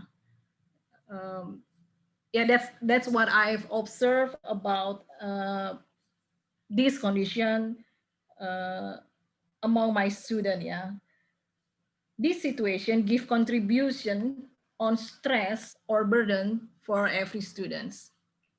And the physical the health protocol about physical distancing, that the main purpose to protect ourselves and everyone, but the other side, it also give like a bad condition for some people, especially for young people, because they cannot interact freely with their friends, especially their boyfriend or their girlfriend, or even they cannot interact freely with their family or relatives. Again, my student ever curhat, like told me the bad stories about her relationship with her boyfriend because of this situation related to physical distancing. They cannot see each other face to face, and they have to break up because it's hard to maintain the relationship in this kind of situation regarding of physical distancing. So again, some of young adults feel very burdened with this kind of situation. I've ever made a mini survey or like a research about emotion and mental health. And one of the question is, how is your emotion during this pandemic situation? Yeah, there are 203 persons or respondents from 39, yeah, not 30, 39 years old. And the most emotion for the first rank is disgust, yeah, this orange color. 31% reported that they feel disgust. The emotion is disgust during this pandemic. And then the second one is sad or sedih in bahasa Indonesia. And the third one is angry. And next are afraid, yeah. So it is I'm very amazed about this result, because I suspect that the first rank of emotion is angry, but not the first rank in this survey was disgust atau muak. Yeah, what is disgust actually? Disgust is some like we want to getting rid of or getting away from something that we reject for it. Yeah, the goal is removing the object or oneself from the object. And it is not only from taste, smells, and touches or thought, sight, and so on that we feel disgust, but also the action and appearance of people or even ideas. Perhaps because of the situation, because of the all of health protocol, and any kind of policy, etc., etc., we cannot go freely, and etc., etc., makes most of these respondents feel disgust emotion. So related of this situation, pandemic situation, our government in Indonesia make a policy that we have to use a new normal life. Yeah, we have to adjust in a new normal life. Human beings have adaptability competencies. Yeah, this is our main weapon to live healthy in this kind of situation. Adaptability means that we could implies the capability of being easily modified to suit other condition, needs, or uses. So actually, we can live proper, happy, or healthy if we try to adapt to this situation. Please not deny to this situation. Yeah, so I would like to share how can I love my life, or how can we love our lives during this pandemic situation. First of all, we have to calm down and relax. Calm down makes your cognition and also your emotion like very relief. You can feel freely. You can think more positively. But first, the first thing you have to do is please calm down and relax. You just can take your deep breath, inhale and exhale regularly every morning or every night before you going to sleep. You can practice this kind of breathing, yeah. So you can feel calm down and also relax. And then the second one is Please accept your emotion. Anything of emotion or feelings, and also the situation surrounding you.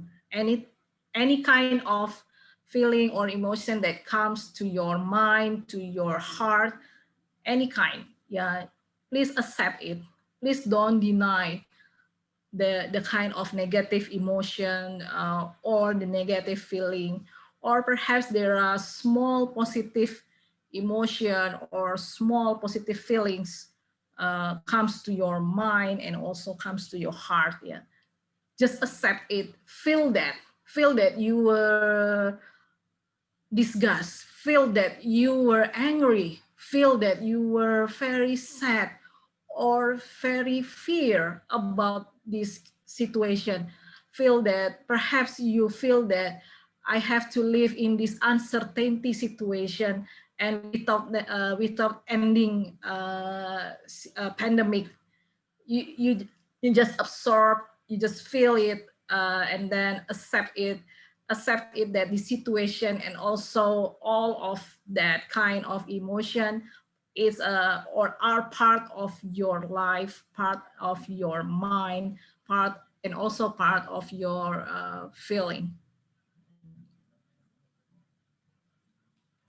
And then the next one, oops, sorry. After you can calm down, relax, and accept all of your emotion and all of your feelings, you can think positively, not only about you, but also about the others, also about this, your surrounding, about the environment, about perhaps about your teacher, perhaps about your government. Yeah, and please think that you're not alone in this situation. Almost all of the people in this world live in the same situation. We live in this kind of pandemic that we cannot sure what when it's the end. Yeah, some experts said that oh, this pandemic will not end until 1 or 2 years ahead. Ooh, it's very scary for me, or for some others. Yeah, but please calm, relax, accept your emotion, and then think positively about you, about your surrounding, and etc. And then wish for the best. Yeah, you can think optimism, and you can feel hope from this situation.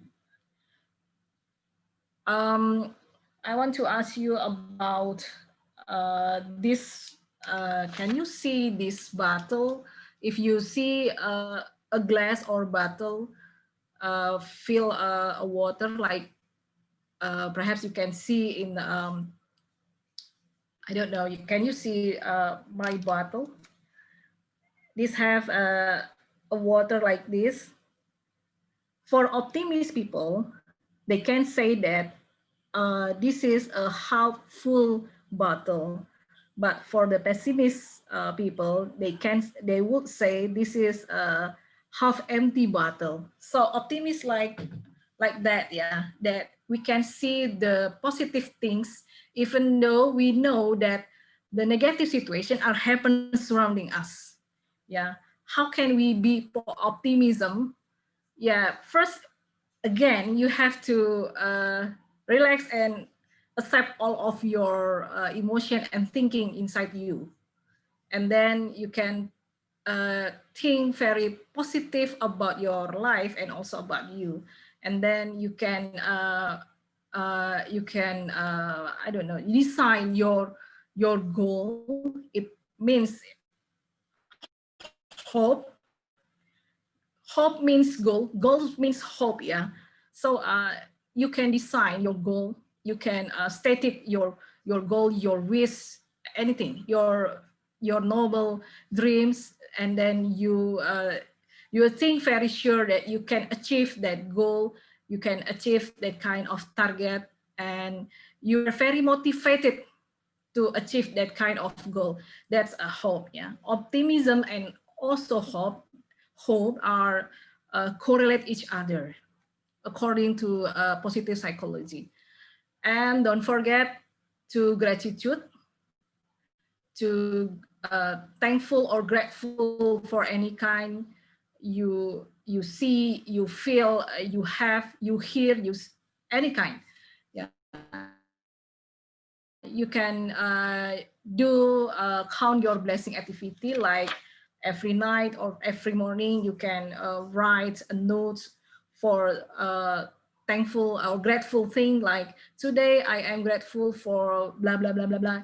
You can mention it uh, as one as many as you want. Yeah, so by gratitude you can feel positive, and also you can have a balanced life, and also you will have a mental positive mental health. And then lastly, after you feel very positive about you, please share your kindness to others. You can share your love, your care to others, or any kind you can do. Don't push yourself too much. By giving something, you will get something. Perhaps most of us think that to have something, I have to get something. No, it's wrong. To have something means you give something. You give kindness to everyone. You can offering your help to your mother or your sister or your father or your friends. Please help other peoples with any kind of small action that can brings happiness, not also for you but also for the other person. So I think this is how we can love our life during this pandemic situation. That's all, everyone. Thank you, and hopefully you can enjoy your life. Thank you, Dr. Esther Widi, for the lovely presentation. I think this is another homework for us, really, to embrace our feelings and to stay positive. After up to this has been almost a year now that we're living in this situation. Yeah. Okay. So thank you so much for all the speakers. Now let's just jump into the question and answer sessions. So we're up for the Q&A. CDA team, do we have some questions for our speakers today? Okay, we have 3 questions actually from the participants, and also from the committee, from the ComDev itself. Okay, so the first question is from BINU students. From BINU students, okay. The first one is from Rizky. From Rizky to Mr. Omar Beretta. The question is, how can we increase the overall living standards of underpaid and undeserved essential worker in capitalistic society? Maybe Mr. Omar Beretta can answer it first before we go to the second question. Thank you for the good question. Yes, it is very challenging. I think that it starts with identifying how is the way in which we distribute earnings within our society. And of course, that will have to come with some ways of regulations or regulating. Probably we will have to think about a more effective system of taxation where there are no loopholes for the large taxpayers to create companies offshore or to evade part of their responsibilities, and having a more important regulation presence from an administrative level in order to see that funds are given effectively to those places that are considered more valuable by society. So I would say that in the first place, as a middle solution, maybe a stronger regulation and not leave the market to regulate itself. But probably in the long run, we need to think of different governance possibilities, and where democracy does not mean that you just go and vote twice a year, but that the community is involved more in day-to-day operations. So this is in short what I would say, but of course I'm very happy to expand if it is deemed necessary. Okay, thank you, Mr. Omar. How is it, Rizky? Does that answer your question?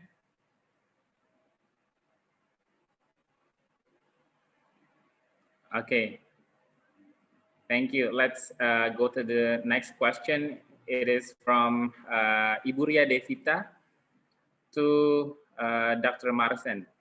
The question is, can we become mindful if we have overthinking issues, and how to overcome these overthinking issues? Thank you. Okay, so how do we overcome the overthinking?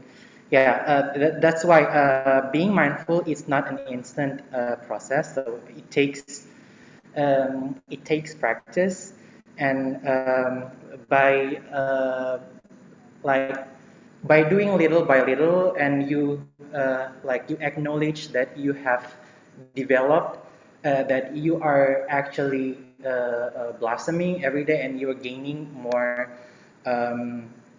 that you're gaining more ability to overcome the overthinking.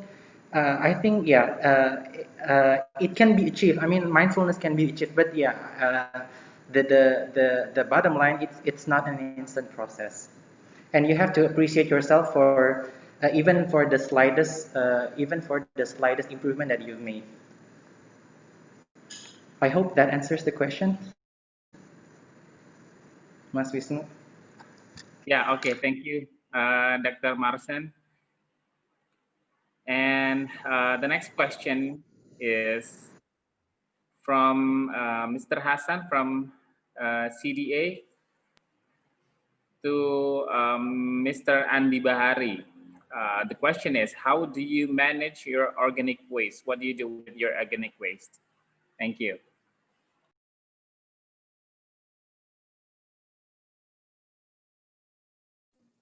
Hello. Hello. Yeah, the question is from Mr. Hassan. He's asking about how you manage your organic waste. How do you do with your organic waste? There are certain ways that we can do it. There's a biopori. If you're on a landed house where you just dig a hole and then you put all your organic waste inside there, and then you can make an eco enzyme.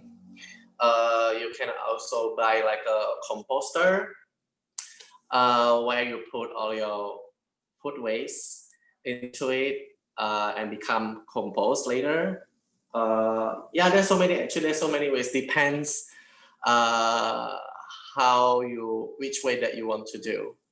Or if you don't want to do that, all of that, and want to do the simplest one, let's say you have scavengers.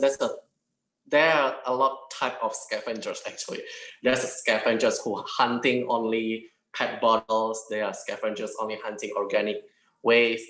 If you have a chance, make a scavenger that particularly just take organic waste. Yeah, you can. You can collect all of that in one container and give it to them. Yeah, I hope that's answered that question. Okay, thank you, Trabe. And you're welcome. Yeah, okay. The last question is from myself.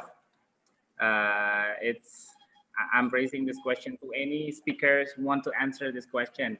Okay, here it is. The main differences between study at school and distance learning, especially for early age learners, are the companion, where these young learners are not able to do the self-learning At school, the students have teachers to guide them and make sure that they are following the activities.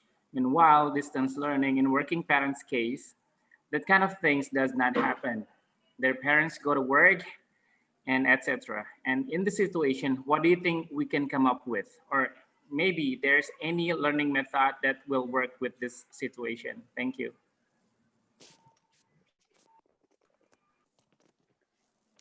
I would like to answer that. Based on experience, hi, thank you for that question. Based on our experience, only those parents who are committed to assist the younger learners, specifically those in grade 1 or preschool, grade 1, 2, and 3, only those parents who could commit to assisting those kids while learning during the online sessions, for example, enrolled their kids. The rest did not.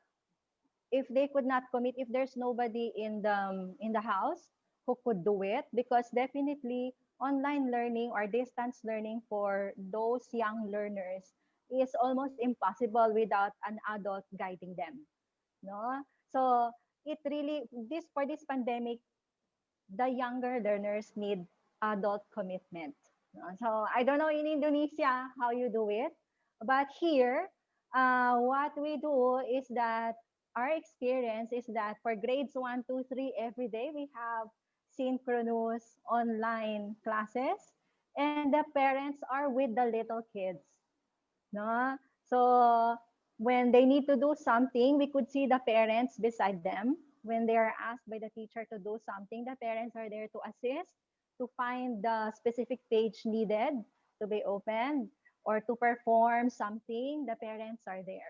No, so really with this pandemic, they have somehow become, well, in a sense, independent, at the same time dependent to their adult companions at home. It's necessary. I think it's not possible to, this is not possible if you don't have adult at home. No, for preschool to grade 3.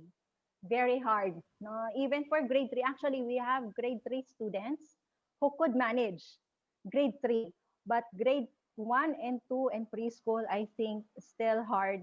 No, grade 3, they could already start do independent learning. No, I don't know if I have answered your question.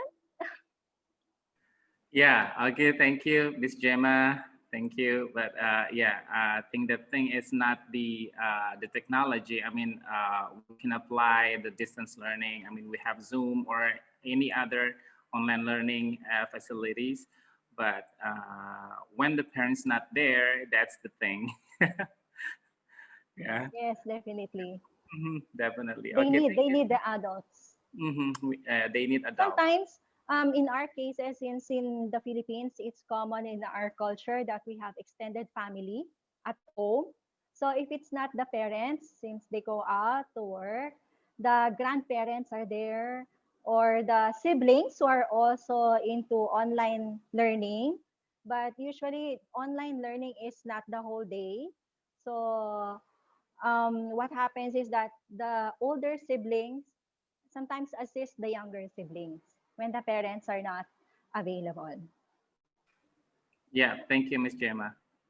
May I jump in and add something also? Sure, Mr. Omar.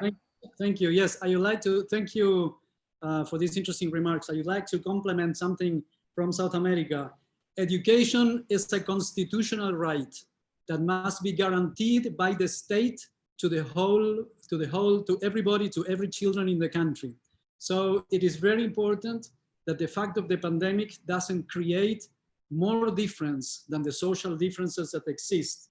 That is why the government has the obligation to give tablets, notebooks, devices, whatever is necessary for all the children in the country to get access to the same type of education, also to provide connectivity, and also concerning gender equality, that was that was in the at the beginning of the speech by the university.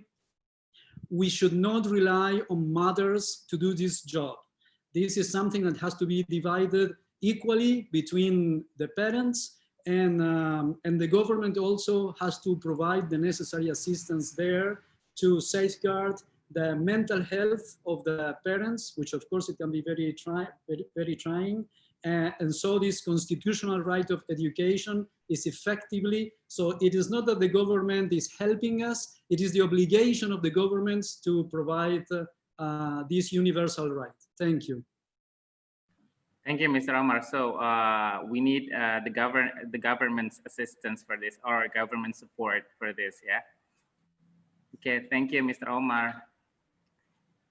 Okay, so we have one more questions from the participants, from the BINUS University students. From Delmanda, what productive activities to improve our immunity, especially for children?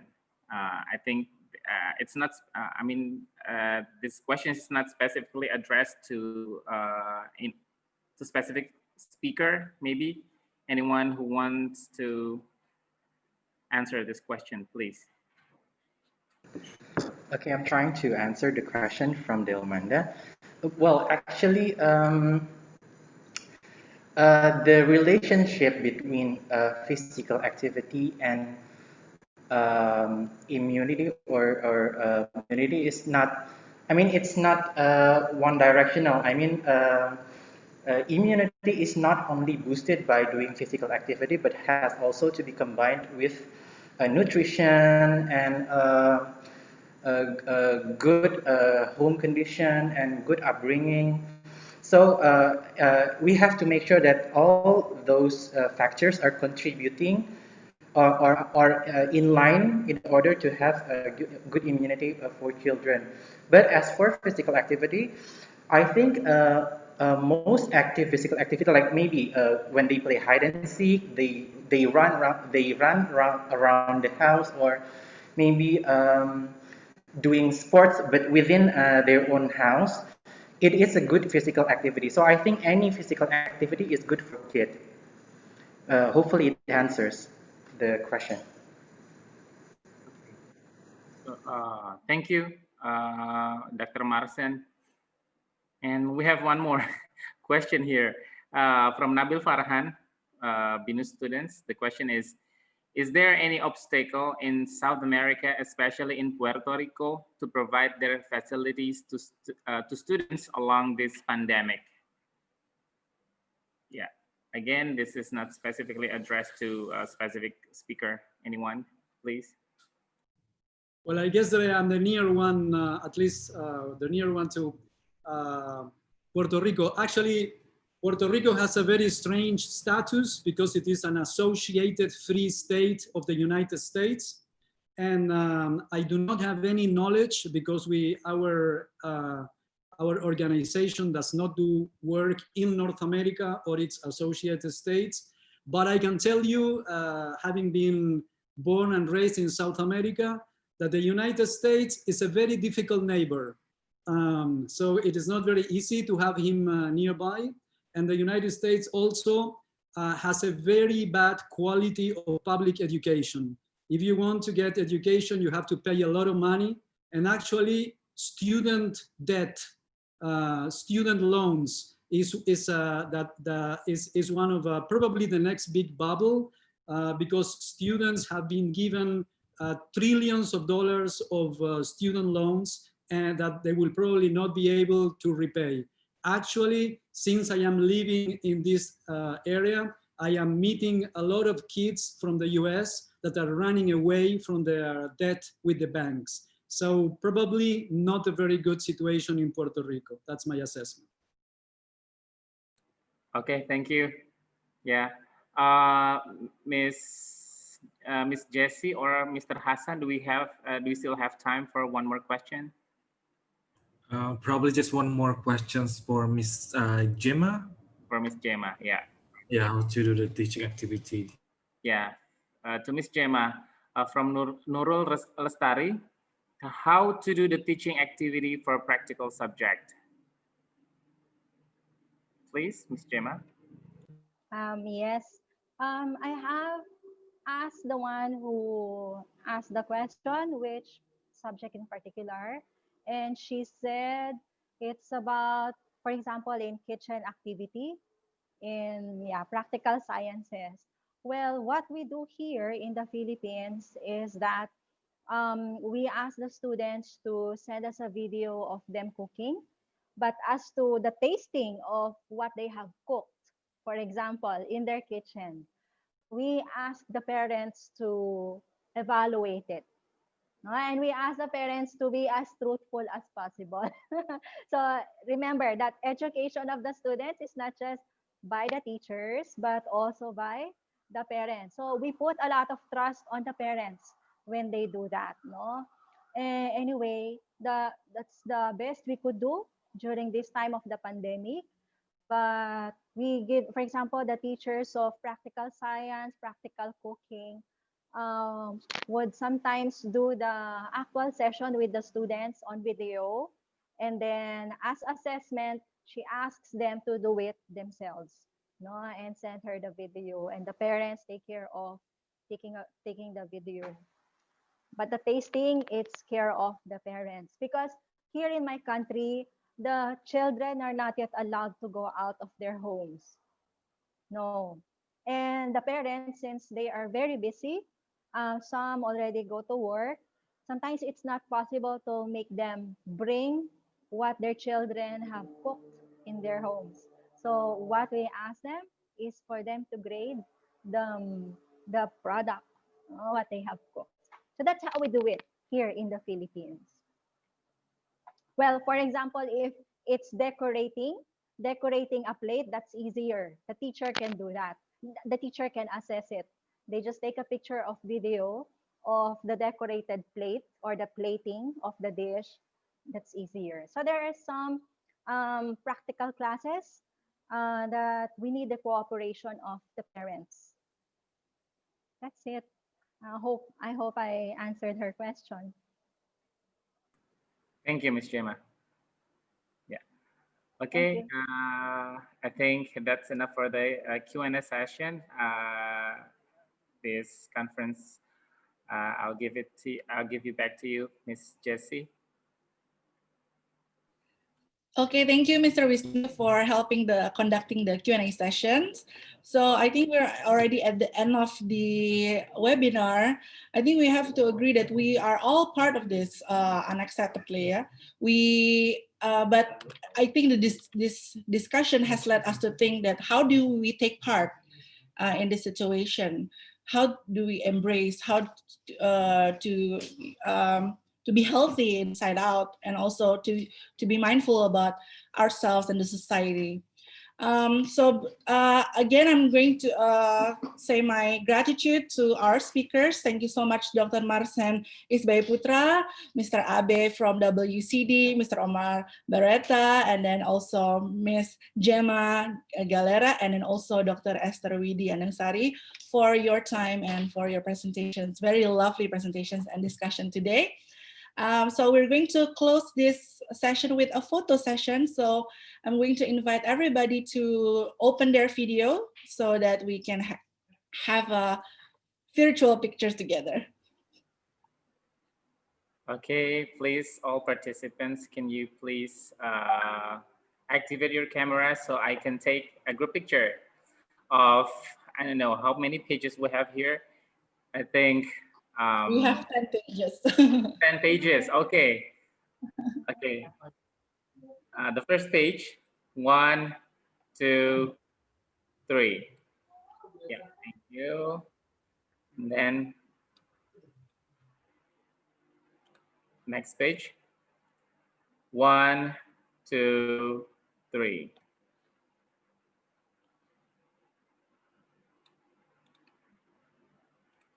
Yeah, the third page, 1, 2, 3.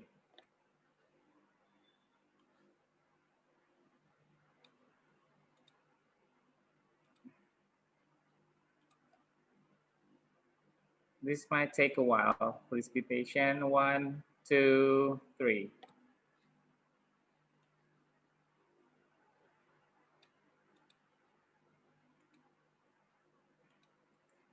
The fifth, 1, 2, 3.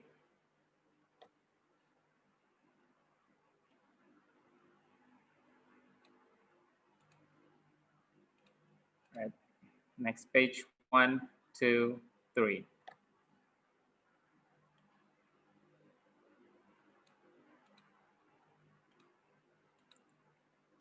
Seven, 1, 2, 3.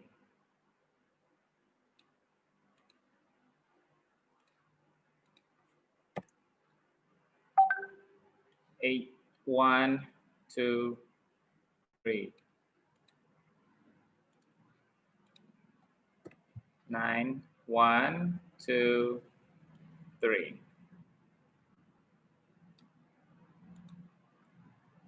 All right, the last page. 1, 2, 3. Okay, thank you. Thank you for the patience. Thank you, everybody. Don't forget that we still have 4 days to go for the SDGs Asia Summit 2020. Hopefully, we're going to see you guys in the next opportunities. Stay safe and stay sane. Bye-bye. See you. Thank you for all speakers and participants, and also Miss Jessie. Thank you, CDA team, for organizing this. Thank you. Thank you. Thank you, everybody.